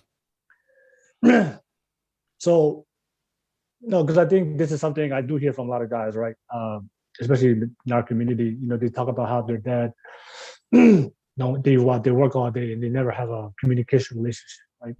Yeah. With my dad, he did the same thing. He worked every single day. I barely saw him. We never had communication, but we still have. I mean, we still have a good relationship. I took upon myself to understand that the way he grew up as a Tongan father, he wasn't taught that as a parent to have communication. I just have to understand that. But I want to put it out there because like sometimes I do hear a lot of the younger generation to complain about their dad never home. But the one thing I do realize is the responsibility of protecting, providing. There's a lot of men out there, a lot of fathers out there working long hours just to take care of ends meet. And sometimes if you're never in that position, especially looking as a child, we may assume that if our father is talking to us, that he doesn't care about love us. But there's fathers out there that's working every single day just to fulfill their family, and he just goes to work, comes home, he's tired. But I'm not saying that's an excuse for him not to build time. But sometimes I have to talk to these younger generations. Like, look, I know you have time, but until you have kids one day and then you have to go out there and work hard and work a 12, 15-hour shift just to 6 days a week, 7 days a week just to pay the bills. Don't judge your father or don't or criticize him because he's not communicating with you. Yeah. But the man's fulfilling his responsibility. He's putting food. I'm just, that's something I do hear from a lot of kids from the younger generation.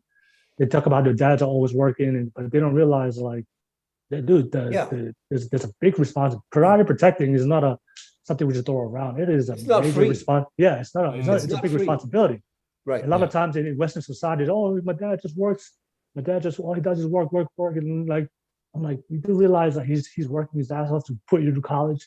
That's it. You know, putting you like, I'm not trying to avoid the excuse that he just have time to communicate, but sometimes in life that's what it is. Yeah. And sometimes like we kind of devalue the importance of a man to go out there and provide and protect. Right. Because he didn't communicate with you, because he didn't have to spend one-on-one with you, but he took care of all his financial responsibility to make sure you have food and shelter. That's just what I want to add on. It's beautiful, man. You know, when like with my father, I'm very grateful that my father had 3 jobs. Yeah. I'm grateful for what he has done in terms of the way he raised us and make sure that we went to church and that we had food. Like we were hungry, but we had food. Yeah. Right. It just wasn't enough to feed 11 kids. Right. And I'm very thankful. I'm not thankful. You know, I'm grateful. Yeah. I'm grateful that I you know, because there's a trade-off. He gets to go to work, and I get to be a child in my own area. Yeah. Right. So I'm very grateful for my father not being there at the same time, because I knew that the only thing he knew how to do and how to be powerful for him in the way that he loved his wife and loved his children is by simply providing. I'm thankful that he was capable of doing that, because if he didn't, like imagine like having kids, you know, 11 kids running around with no food and no housing. Right. And imagine that all those 11 kids turned out okay. Nobody was stuck in jail. Nobody killed anybody. Right. So he's done his part in life. And what I would say to help those kids is really take a look at their life. Are they having, you know, are they grateful for what they have in front of them? Because a simple conversation, asking a simple question, dear father, like, is there a time that we can hang out and we can chat? Like most men, I'll be willing to have a conversation with their son and put time aside, right? But once I have it at tongue and man, once we're focused on the job, we're really focused, because to us that's the way we're going to love a family, is providing. And sometimes that's all we know. That's all my father knows. No, because I have a certain family member that I'm sorry, not a friend. I have a friend that his dad worked all the time, and then barely talked to him, and barely have a communication. So now he was like, you know, I don't want to be like my dad. I don't want to work hard like my dad. So I'm just going to focus on communication. So he forego any ambitions, because you know now he wants to be a great communicator and build a relationship. So he's not like he doesn't really care about his responsibility to provide and protect. And his life is in shambles because he can't financially stand on his own 2 feet. But he's a great communicator, and he knows how to build relationships. And I tell him all the time, is like, as a man, I think providing, protecting is the core fundamental value, and then we can add on relationships. But what's the point of communicating if your family's on the street? You know, like, you know what I'm saying? So like I think for me, just like personally, like pride protecting is the number one priority to take care to stabilize the household. So we have a house, we have a shelter, we have food, and then work on the. But I see a generation of men now. It's like, you know what, my dad worked 12-hour days, 15-hour days. You know what, I want to just want to work 4 hours a day. I just want to work bare minimum for the week because I never got some time to see my dad. But then it goes when reality hits to having a big family, they're like, but they don't want to work hard because they're previous experience. I was like, no, that's what men do. We have to work and do what we need to do. So I just wanted to add that piece because I always have that conversation with my guys that always complain about the relationship with their dad. But go ahead, Taniela. I know you had something to say about this topic and jump on. Are you kidding me? Daniela's been waiting. He's been like, his mind has been like going for the last half an hour. He's like, would you guys shut up so I can have a stay? Yeah, it's a wonderful opportunity to take in what each and everyone on this panel is saying in their opinion, and it helps me be a better man, in a sense, right? There's a couple of things I want to unpack without taking too much time. What Langi was talking about in terms of success, I wanted to add on to that. One of the greatest predictor of success is voluntarily delaying gratification, right?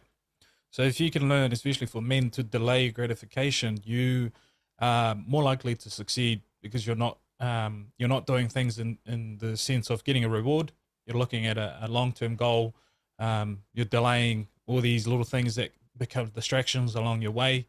You put your head down and you work for it. And the reason why I want to bring that up is the thing with boys and crying, right? In the human body, there's a hormone, dopamine, which is what is responsible for human motivation, right? So when kids cry, one of the hormone that gets activated and regulated in the body is dopamine. So when we spoke earlier on in one of our first podcasts, and the reason why I teach my boy to at least delay crying and try to figure out a solution rather than heading straight to crying, that's me trying to teach him to delay his gratification of releasing that hormone that ties into him releasing whatever that internal struggle that he's going through. So it regulates him to learn there are solutions that I may find. There may not be solutions, but I need to at least exercise that process within me. The other thing, and I think Veimau might disagree with me on this, is what's a great man to me? To me, it's a leader, and it's a leader that his presence will be felt regardless whether he is in the room or not. That to me is a man. And one of the things that I speak to my kids and my wife about is that if I had to sacrifice love, I will sacrifice love to get your respect and your trust, because love will kill you one day. Whereas if you respect and trust me, you will be able to go out into the world and trust that I will have your back regardless. Because we all hear these stories of kids going out into the world and they disappoint their parents and doing things that they shouldn't do, and still saying, but I still love you, mum and dad. You know, for me, if my kids can respect me more than they love me, I would count my role as father successful, in the sense that they're now not limited by this ever-fleeting feeling to watch what they do in life because they love me.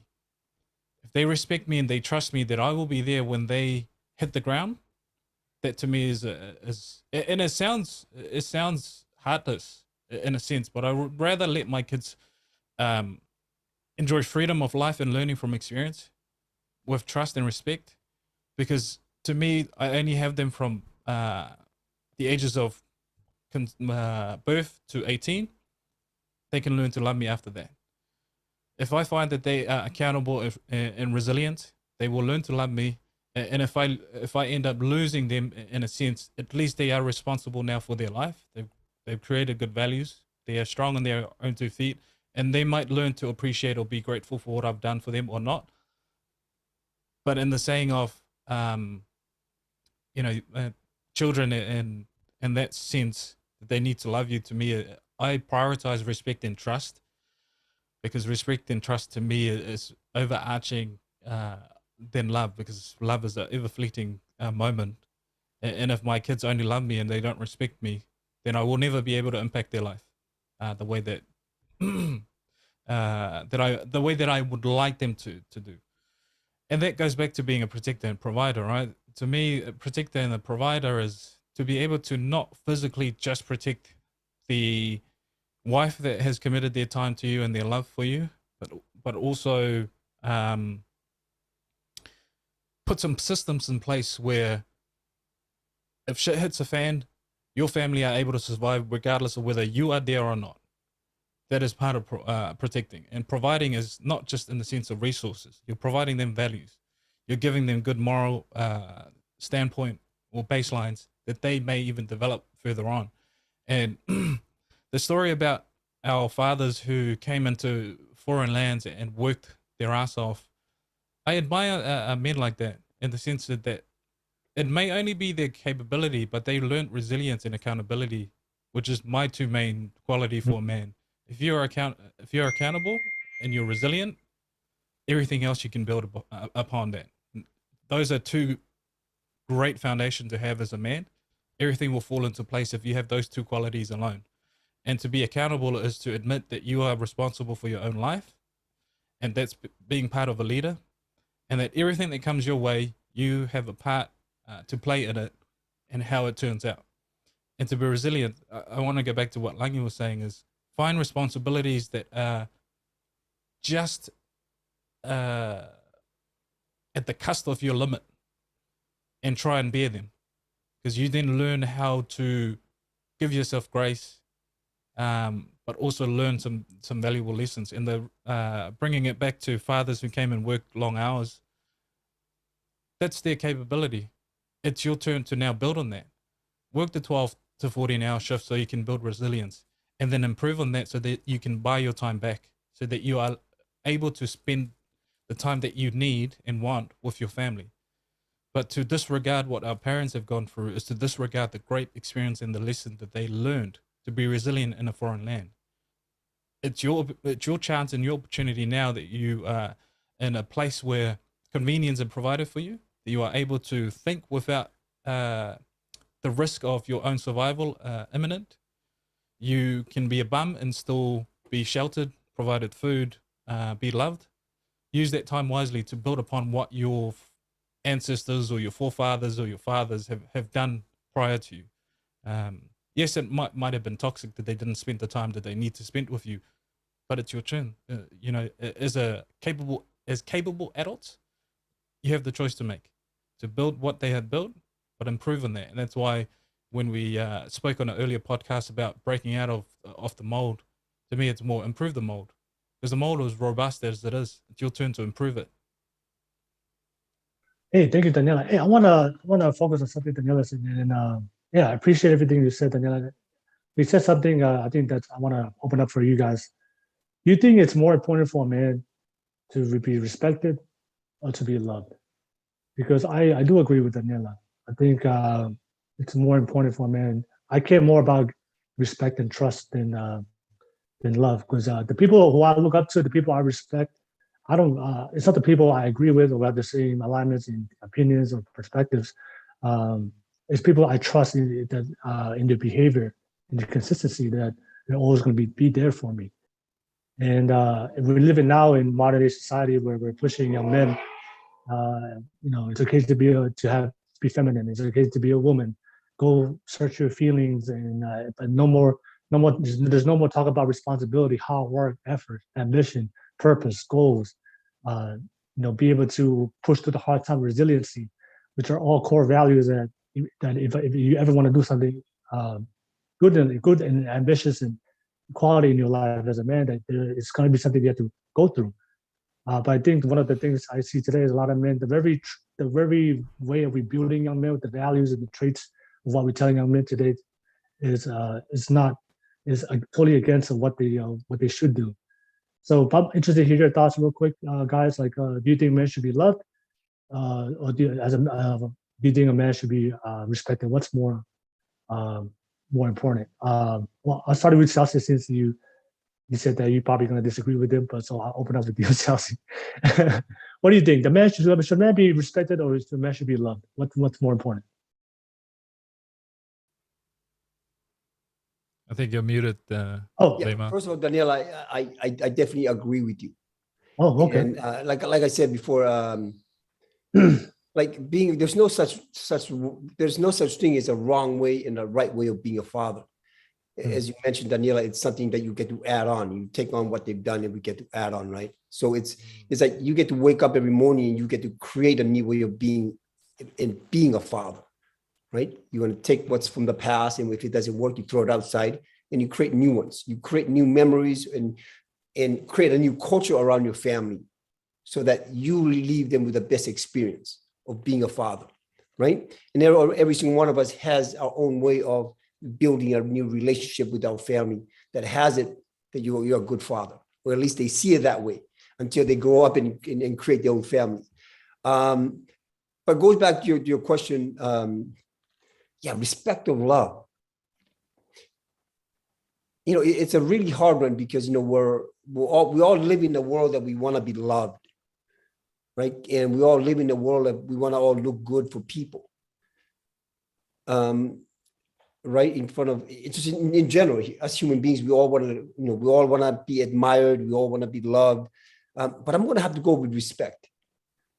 I have it that respect is when it's present, like there is a certain energy that comes with it, and that when you respect somebody, that everything is mutual. You can then have real big dialogues about what's going on in your lives, you know, because love can have its wave of life. Yeah. It comes and goes, all in accordance to what you're doing and how you make somebody else feel. But I'm going to move with respect. I have the people around me respect me for who I am and who I'm not. Then we can have dialogue. Yeah. I like the point you said. You know, you go with love, and, like, you know, people's love is feeble. It goes up and down. You can love you today, hate you tomorrow. It's very conditional. Love is very conditional. Yeah. Like, I'm going to love you because you do this for me. I love you only because you've done this. I don't love you because what you've done. Right? Yeah. As soon as you break somebody's heart or you cross the path, they don't love you anymore. Right? Yeah. But if they can set aside the love and you respect somebody for who they are and their shortcomings, that's a whole different being. Yeah. Like, love is very conditional. Yeah. What the hell with love? I thought you were the last person to say that, Veimau, but that's gonna be. I'm gonna clip that. The hell with love.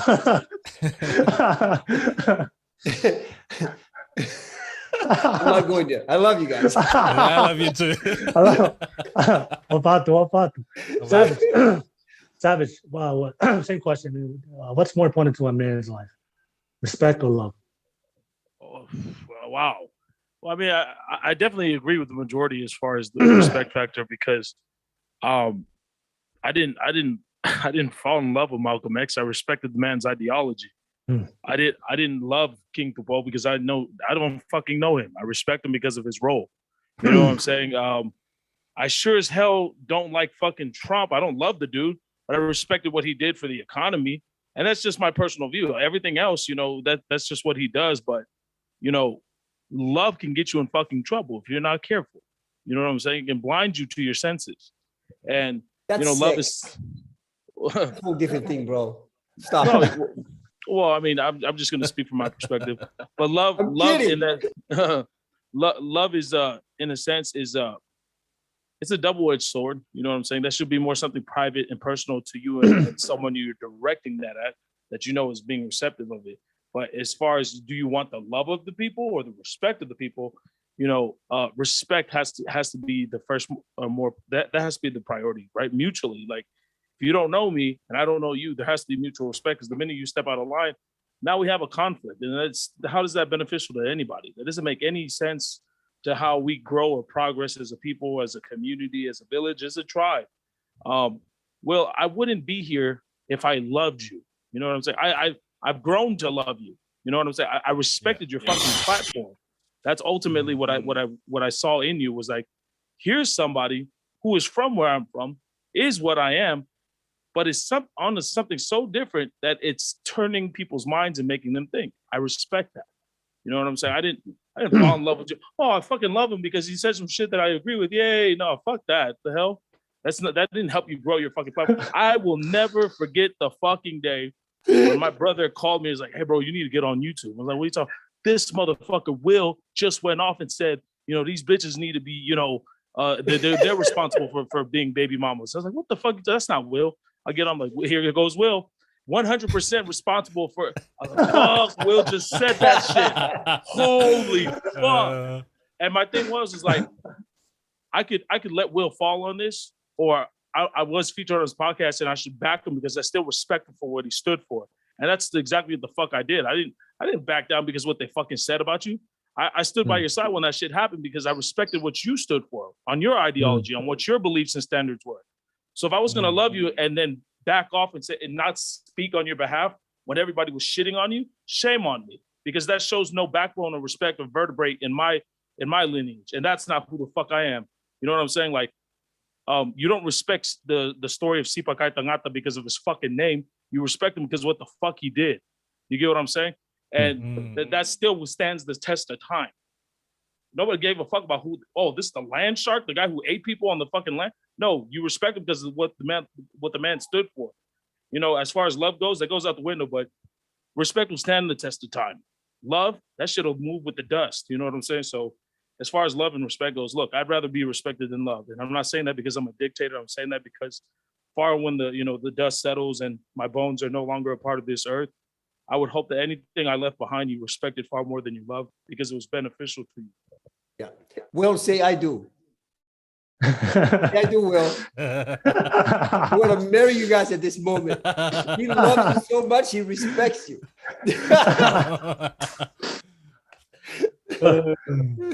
And also, contrary to popular belief, all the women, I love women.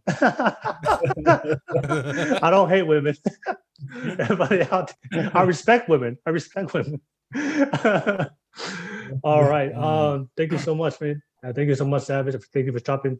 Savage, the one thing that came to my mind as we were talking about respect, I was just thinking about your friend. You brought up that, he keeps going back to that girl.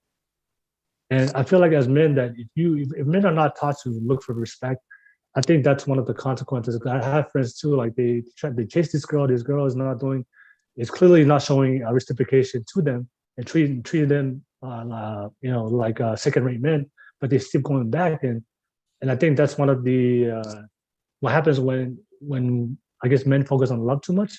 Because if you have self-respect as a man, that anybody that doesn't treat you well or doesn't reciprocate your energy as a man, you don't even align with them no more. You just keep it moving.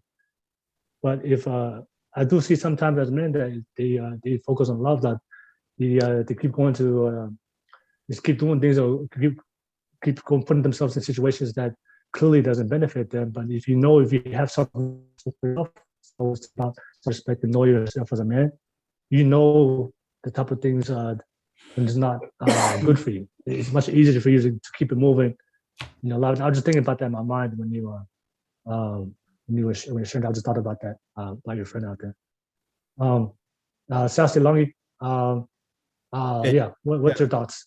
No, something like it's very interesting listening to everybody's feedback about love and respect. I'm always wrong most of the time, but would you say like love is conditioned, like what Siaosi was saying, and respect is consistent? I feel like a lot of women, okay, this is what I want to teach my girls. I got two of them. Never trust anybody who comes to you, a boy comes to you and say, I love you, and then trust them right away because it's conditioned, right? That's what I'm trying to say. Because like, if they treat you with respect, because I know that is habitual, it's a habit that they probably have brought up or been taught or consistently doing over a period of time, that to me, and then I believe that they can go hand in hand. By them respecting you can lead to love. But I would say like, I would teach my girls, never trust, because I did that my whole high school years. Any girl I like, I say I love you, and that's why I'm always conscious now, because I got two girls. I'm like, do not trust a boy that randomly come in and say I love you, because I've been doing that my whole high school years just to get girls, right? So you're resisting yourself. Yeah. Don't trust Like, Siaosi you're Langi Jr. bullshit. Hold on, you're projecting no bullshit on some other kid that wants just to have a cup of coffee, a cup of hot chocolate with your daughter. I'm getting that as a tattoo. I'm getting that as a tattoo. Love is conditional. Respect is consistent. Yeah. I like that though. 100%, right? 100%. I do love that respect is consistent. When that can be consistent, it can then turn into love. Right. Right. But we use love so much to pull people in. Yeah. It's like a hook. We tell people we love them, and they fall in love with the idea of love, and they're hooked. And then when you give them everything, they start falling out of love and lose the respect. Yeah. Yeah, Siaosi, that's beautiful. You know how many times my dad will beat my ass and say, I do this because I love you. That's why I said love will kill you. Bro, you Especially know how with many those times old- I've heard that? You My God. Ofa yang koe. Ha, we hen. My papa. Yeah. So it goes back to what you were saying, Siaosi, earlier today. It's the respect that lasts a lot longer than love. And I wanted to add in on what you guys said earlier about that's one question that I've always confused on. Like, we work long hours as men, and we have little time with family, or we have more time with family, or we are broke. Yeah. I'm not sure if it's the right thing, but what I do mostly, and maybe everybody could I make sure if I'm working long hours, that little gap of time I'm with my kids and my family counts. And what I mean by count, I'm present. Quality over quantity. Yes, right there. And I feel like, to me, if I can be able to be present in that little moment, that makes that 12 hour of me missing out on their day is well worth it as a father. And I'm just talking as a father as well too. So yeah, go back to you guys. No, I think I'm gonna go back to what Taniela said. I think that's improving the mode, because the mode was our fathers work long hours, right? So now in today's society, we're trying to change it. You know what? Let's work less and spend more time home, but then they're broke. Right. And then in that same ideology, people look for shortcuts. When you look for shortcuts, you don't build strong foundations, which is what we call values, right?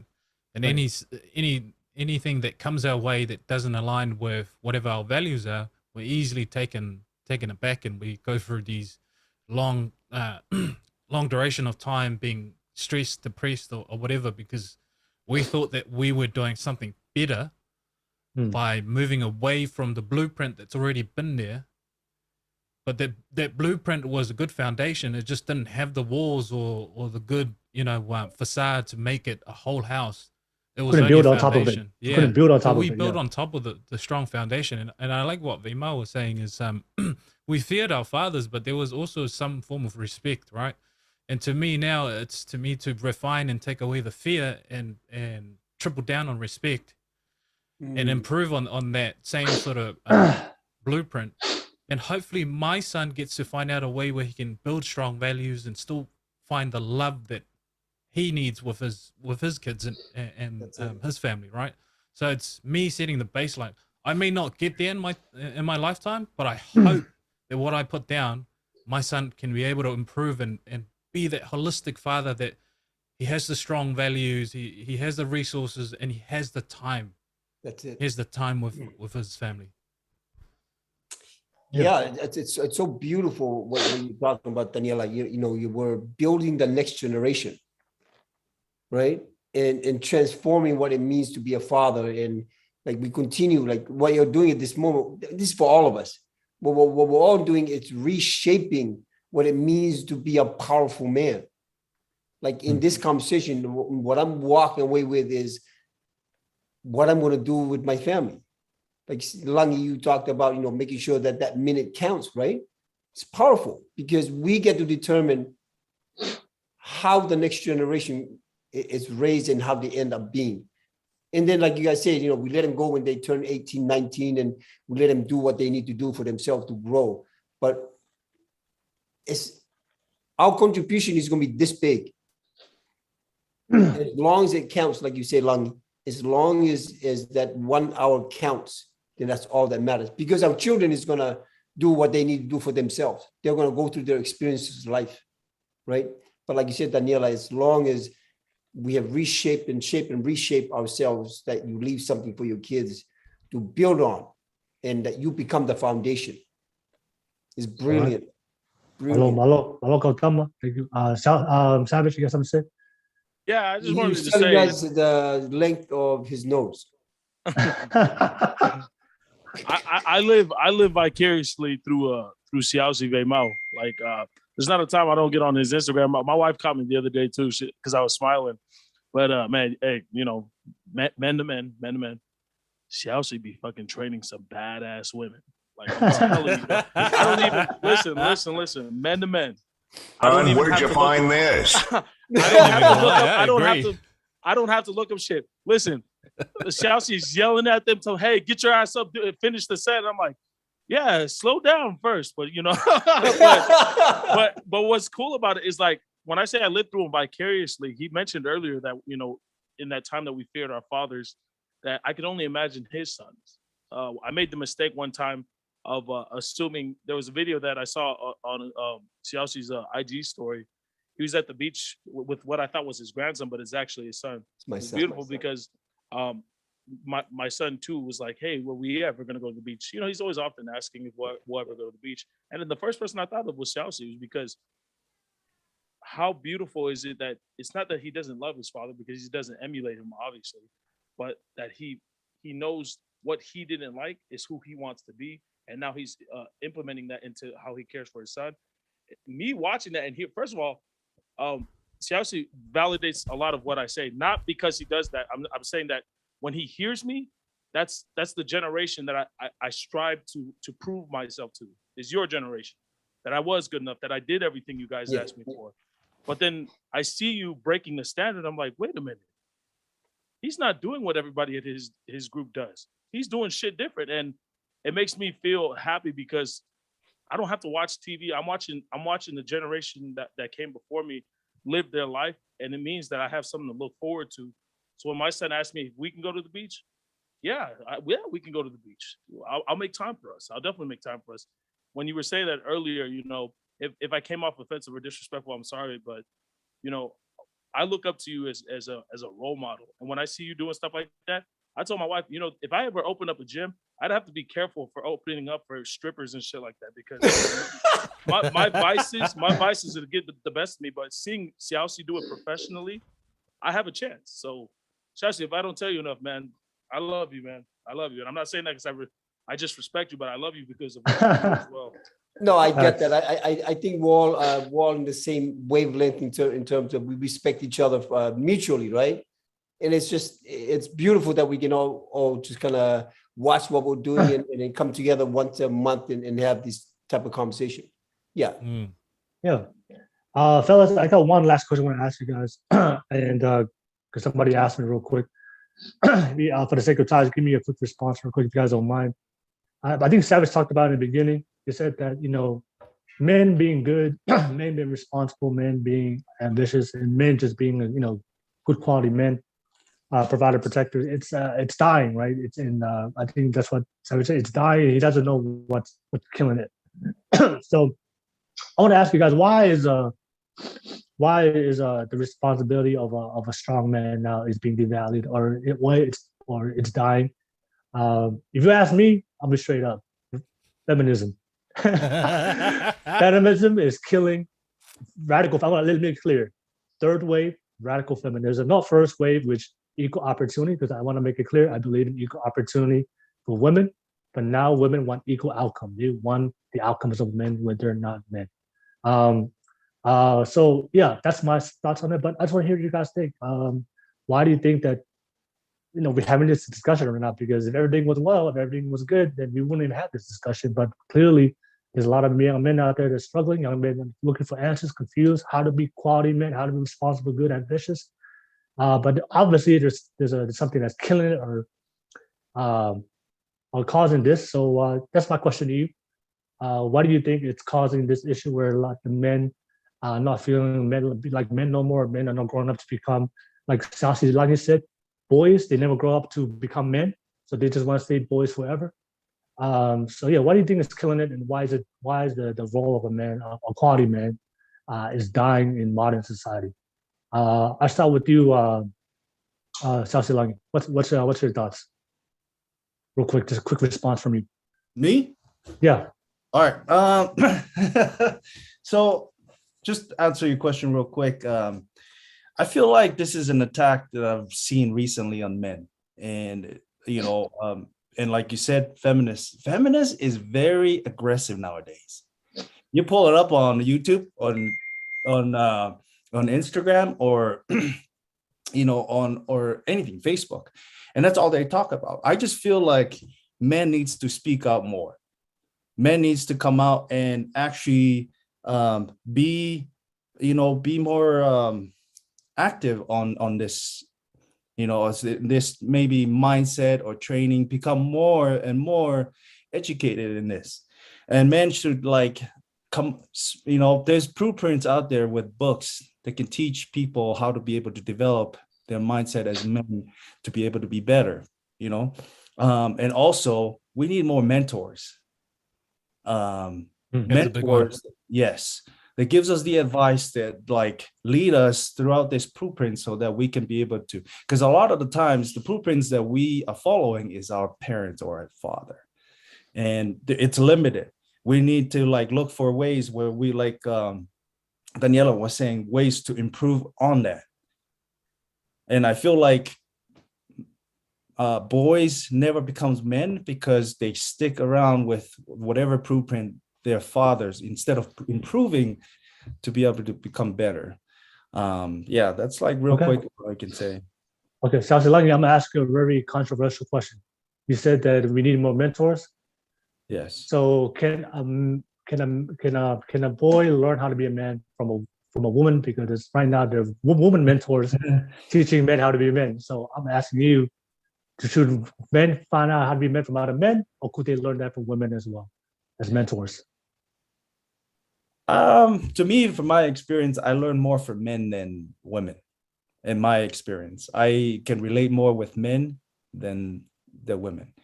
And I feel like some situations, women might know more about men, but I don't know. But most of the people that I learn from and are mentoring me are all men. And I feel like those, to me, I don't think, I think men should be able to be better mentors than women. All right. So pretty much what he's saying, guys, go find a man. All right, thank you. That's what I'd ask, Siaosi. Thank you so much. Savage, same question. Why is it dying? Why is it dying? And what's killing it?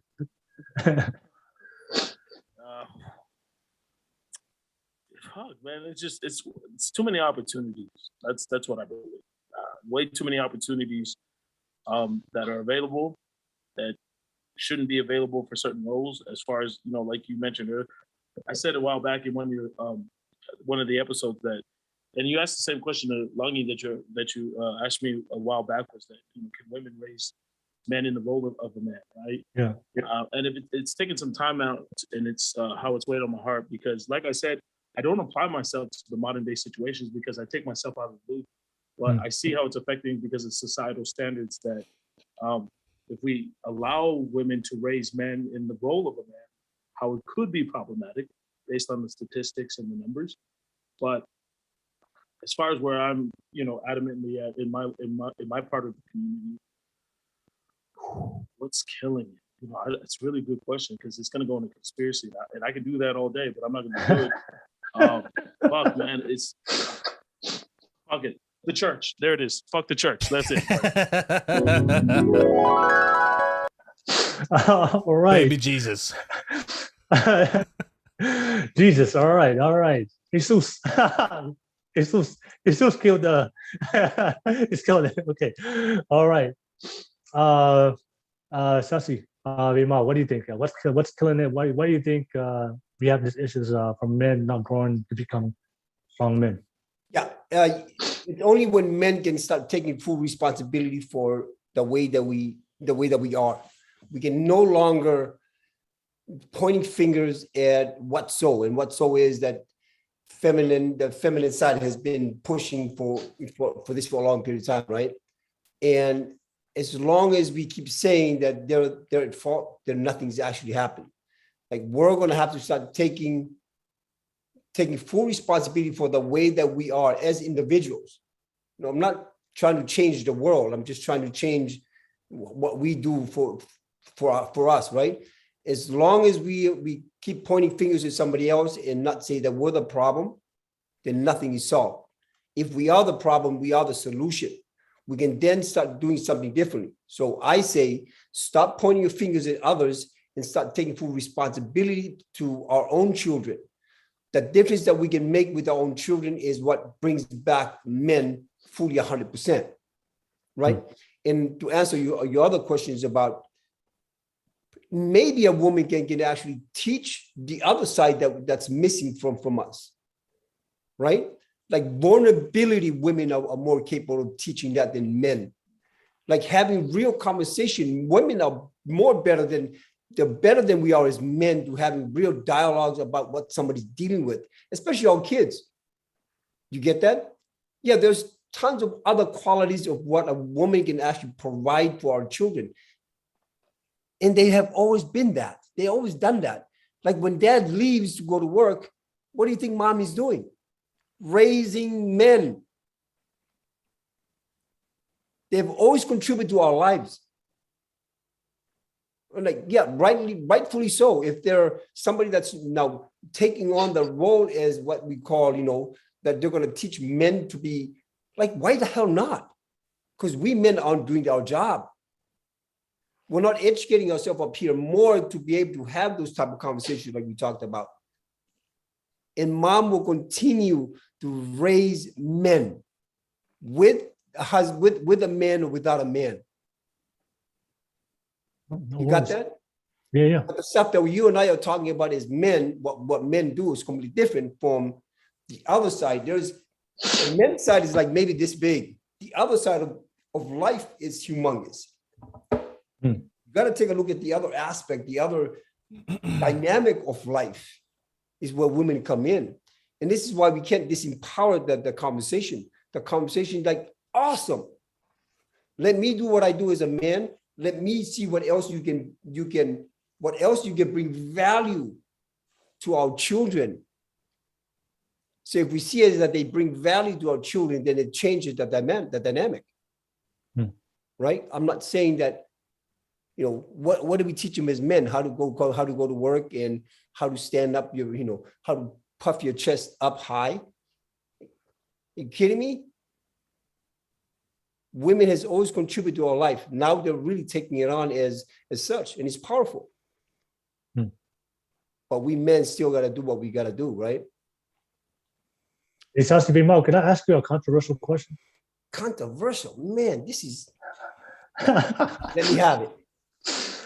All right, so I agree with you. You said taking 100% accountability. I totally agree with that, along with that. As men, doesn't matter what we go through in life, it's how we respond to it, right? But like I told you before, Siaosi, I do believe one of the issues for men that's confused today is radical feminism, telling, hey, women, you should behave like this, women, so it's just confused. So I want to ask you, my question is, do you think that there's certain things that only men, I think Savage said it, talked about it, a man speaking up, right? When a man speaks up, the voice, there's a tone, there's a certain respect, and there's a certain authority he puts on the kids. Everybody shuts up, everybody straightens up, everybody listens. That's what that only can come from a man. So I want to ask you, do you think that only certain things that women can do, certain things that men can do, or do you think it's open for both sides? I'm honest when I ask. You see, that's what we're missing, the understanding of what partnership is. I'm just talking like a biological level. Like there's certain things that just a man can do, and then just women can do. But or you think that we can just do it? Both sides can do anything.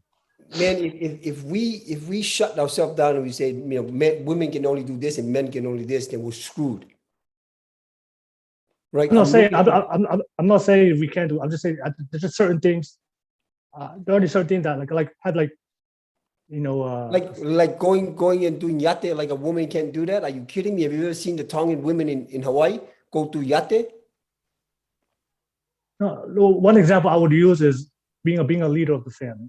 I think that the leader of the family always has to be the man. But like if you don't have to agree with that, I understand that. But I believe a strong family starts with the strong man leading the family and taking that responsibility.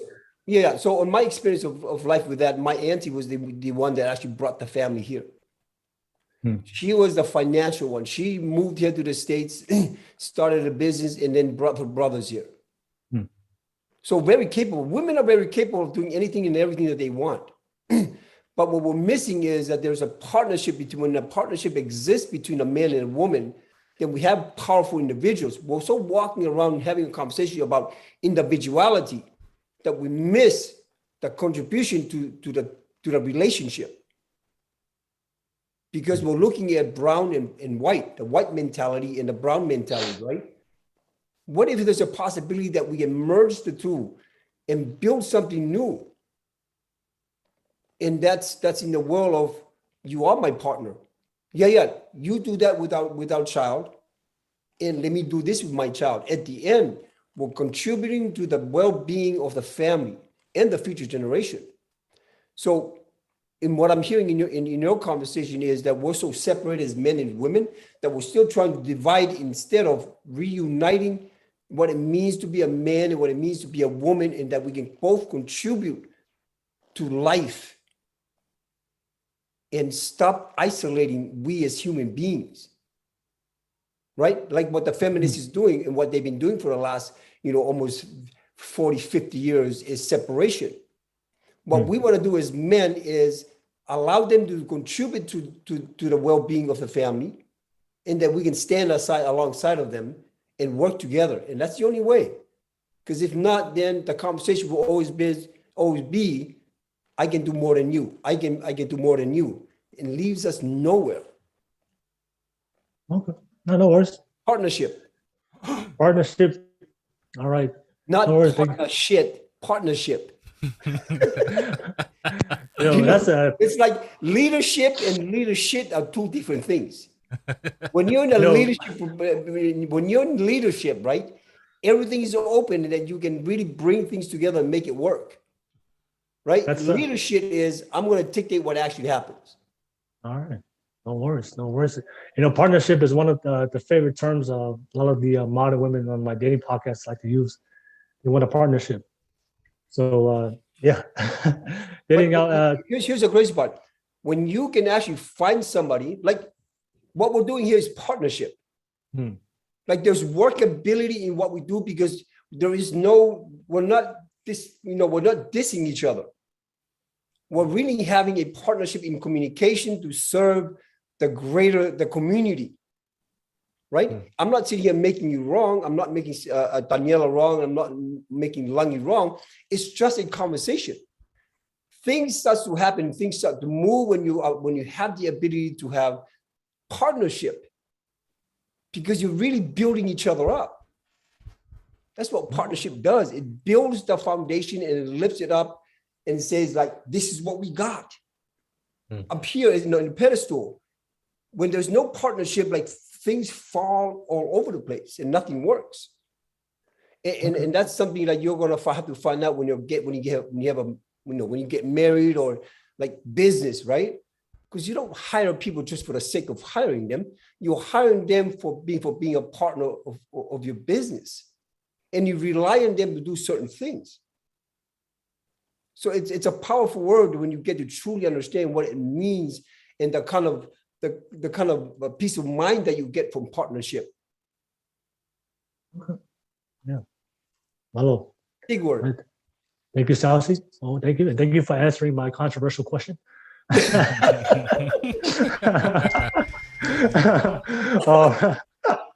All right, thank you. That was the sexiest one I ever heard. Very sexy.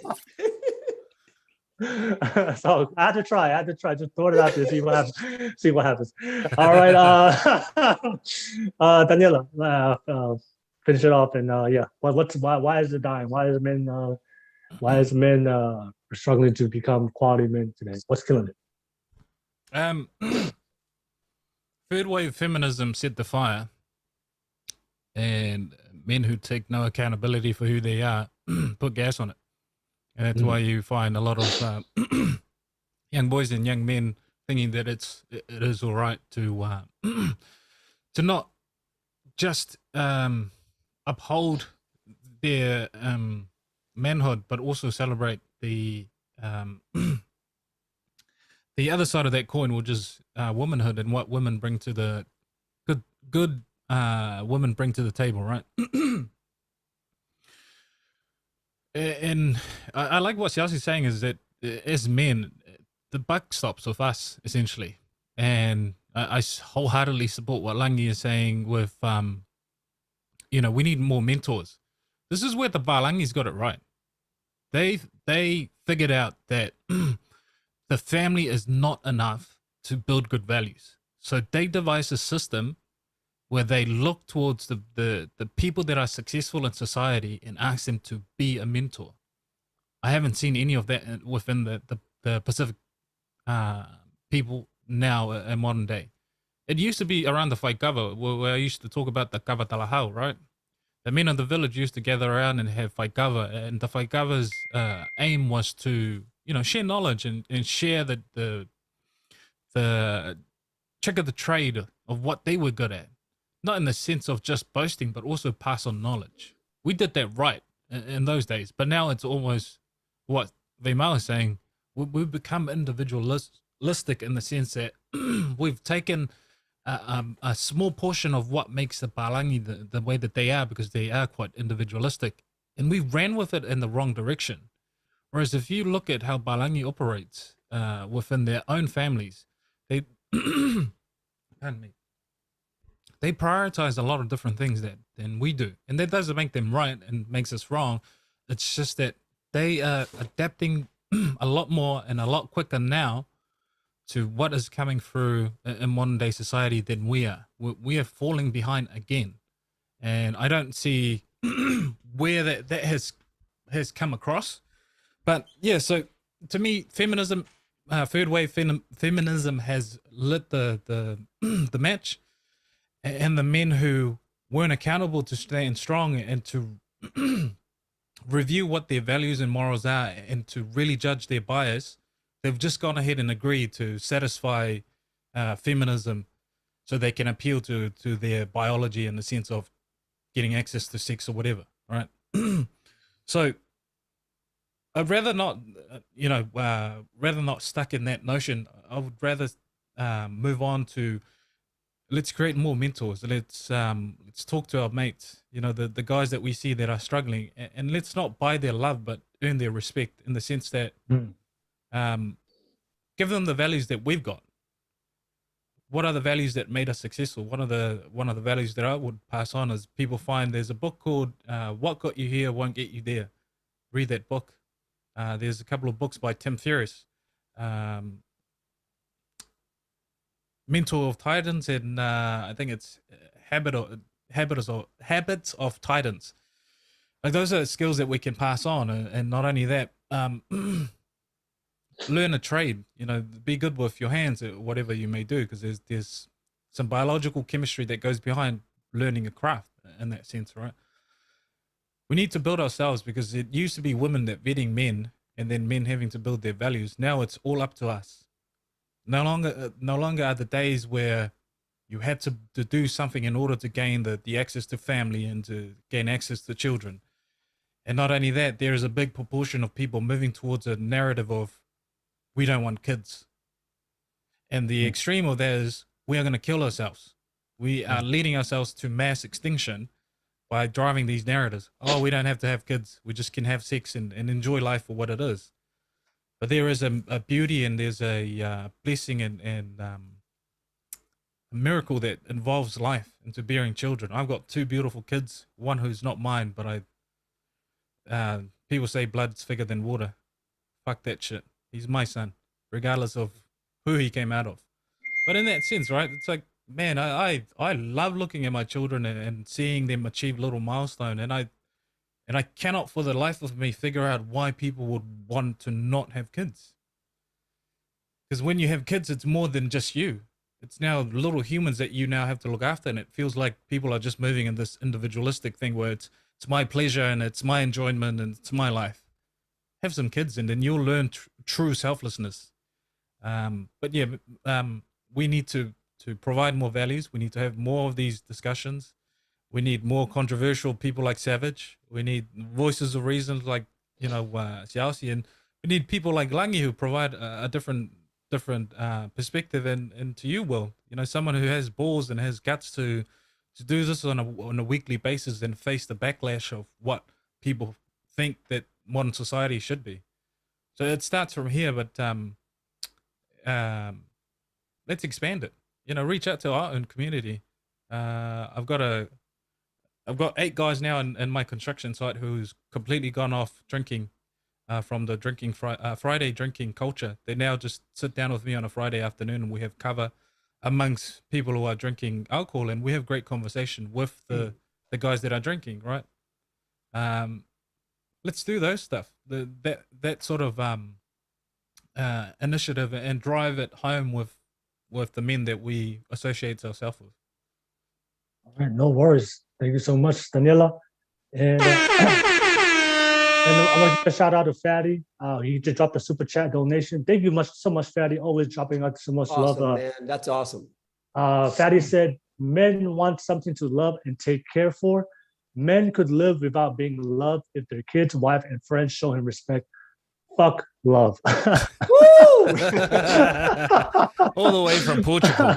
All the way from Portugal. All right. I love it. Hey, Daniela, I just want to, we keep talking about, that we need mentors. This world needs leadership. Like you're it. You and I and whoever it is that's here and the rest of the people that we can have a conversation, we're it. There's no going and looking for somebody to look up to. Like we are it. Yeah. Like I hope you guys hear that. There ain't no mentors that's gonna come and say, let me hold your hand and let me teach you how to be a mentor. You get to be the father that you want to be. You get to be the mentor for your family. You get to be the mentor for the rest of your family. And it's all through your actions.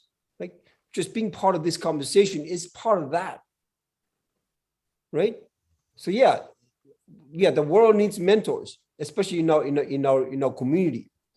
The hell with waiting for somebody else to come rescue your ass. Rescue yourself, and the rest will follow. Like, what they say, build a house and they will all come. Right? Like you're it. Like you and I are it. That's it. All right. Malo, Bobo.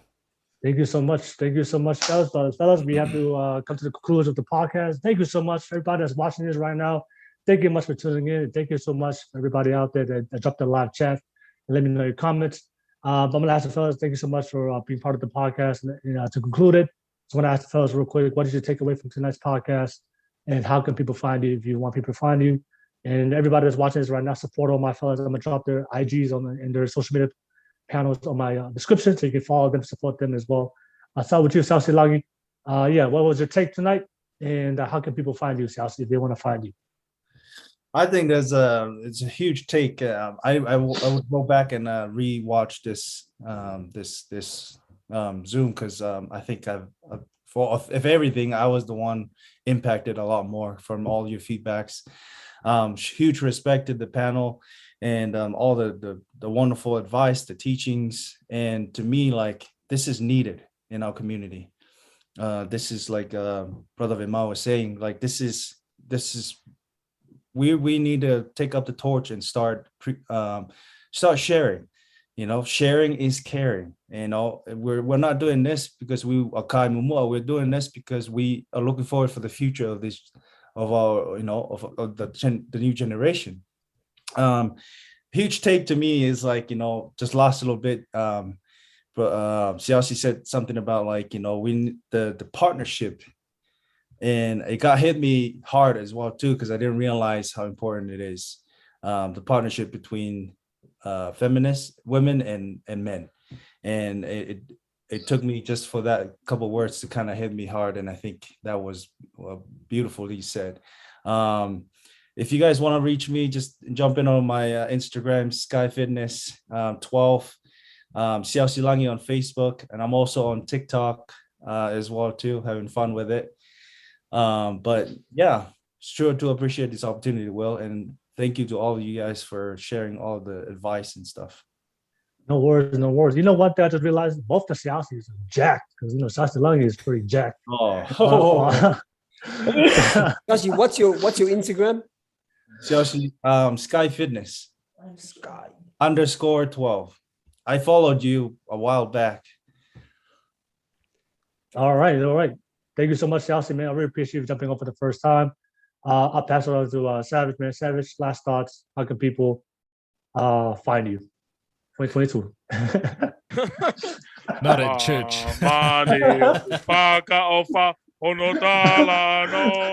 No. I'm just kidding. No, listen. Amen. Hey, listen. Kataki. Hey, was that singing? What the hell are you doing? You don't sing. Wait, is that a religious hymn? You just. Oh, jeez, they caught me. I still R&B. Yeah. All joking aside, man. I always love. It sucks when I get to the end of these things because I know we have to go back to our life, but the moment we spend here for the 2 hours that we're here, this is what memory banks stored for my kids to watch later, that they know their dad tried.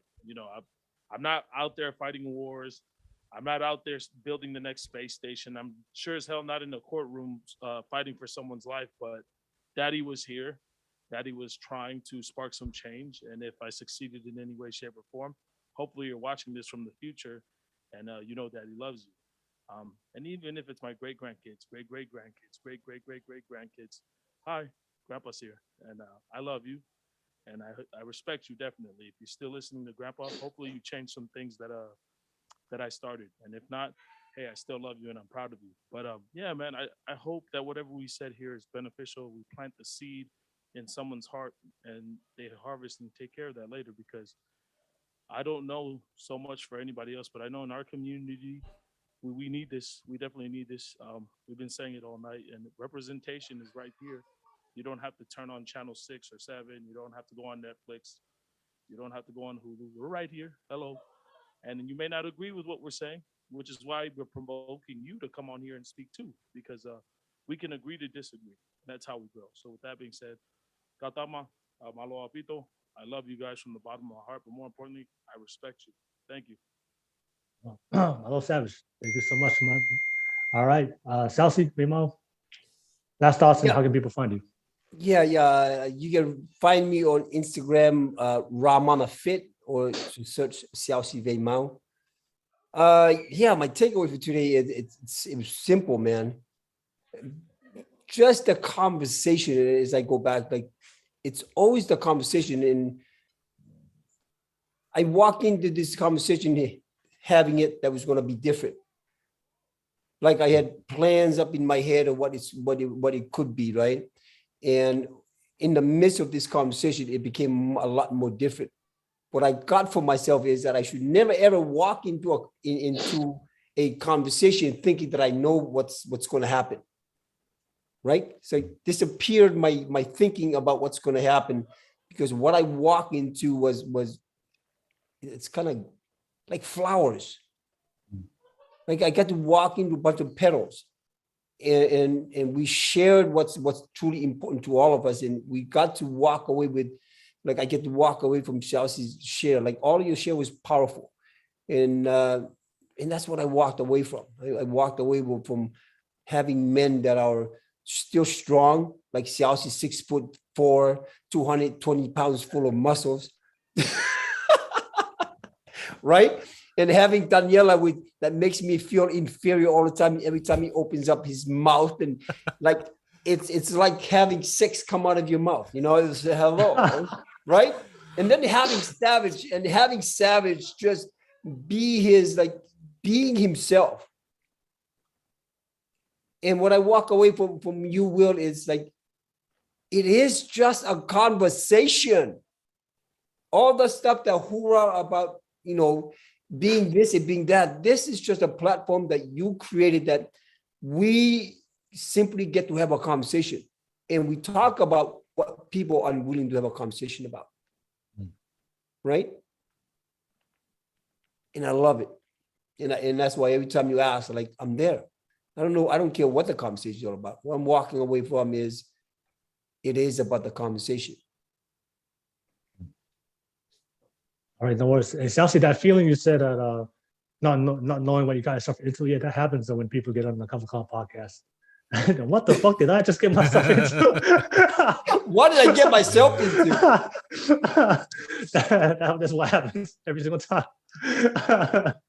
All right, Malo, Siaosi, always appreciate you on. And last but not least, Taniela, final take, and how can people find you? Oh man, there's too many things to count and to voice in regards to what I'm taking away. But to sort of summarize it, I'm walking away with a lot more bricks in my house than I originally started coming into this conversation. And it's not just for me; it's for my kids and whoever I get to influence along this short time that I have here on this little rock. And I know for a fact, and I truly believe that these will all go towards a good a good base for my children and for everyone else I get to come across. And as I mentioned in one of our first podcasts, Veimau, I aspire to be you. You're setting the blueprint of who we should be as elders. And I agree with what Savage is saying. And not only that, going back to the original question, where did all the good, ambitious, responsible men go? Here they are.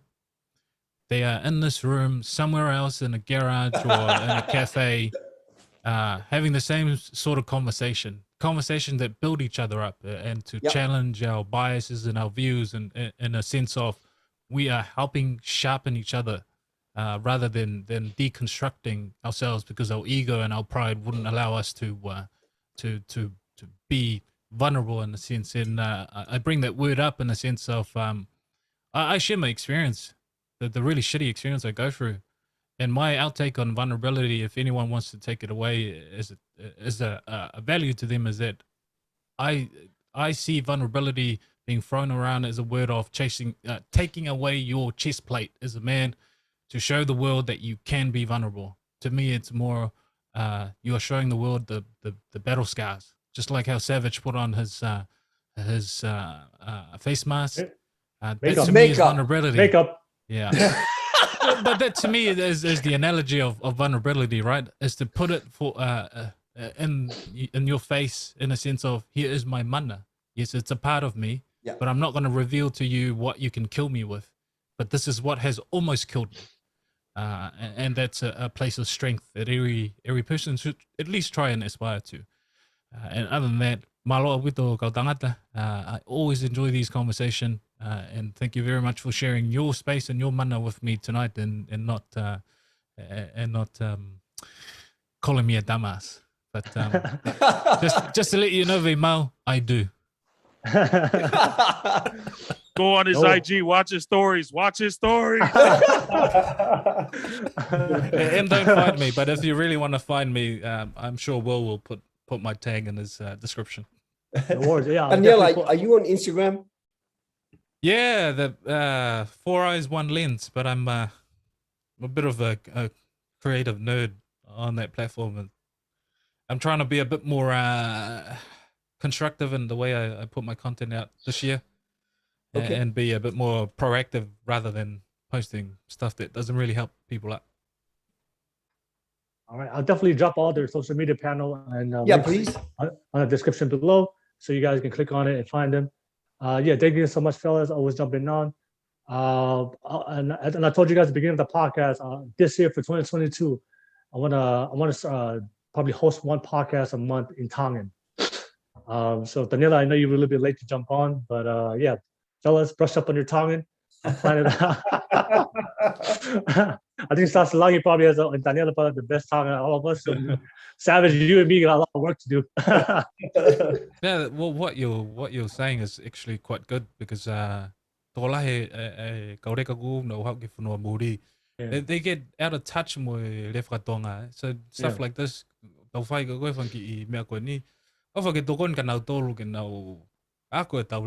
it's a beautiful art, man. Yeah. And it's a shame that people claim to be Tongan and feel insufficient just because they haven't learned the language, where you're Tongan because you're born a Tongan. All right, no worries. It's just learn the language. Yeah. So we'll do it in 100% in Tongan. So if you're watching this right now, get prepared for that. We're definitely going to drop that show soon. And if you think I'm controversial, no, wait until I start speaking Tongan. At least they can't cancel me because I'm speaking Tongan. They don't know what I'm talking about.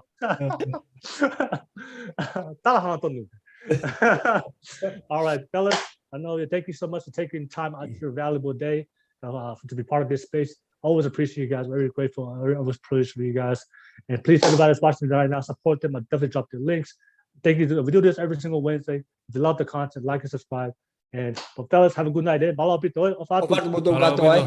Yo.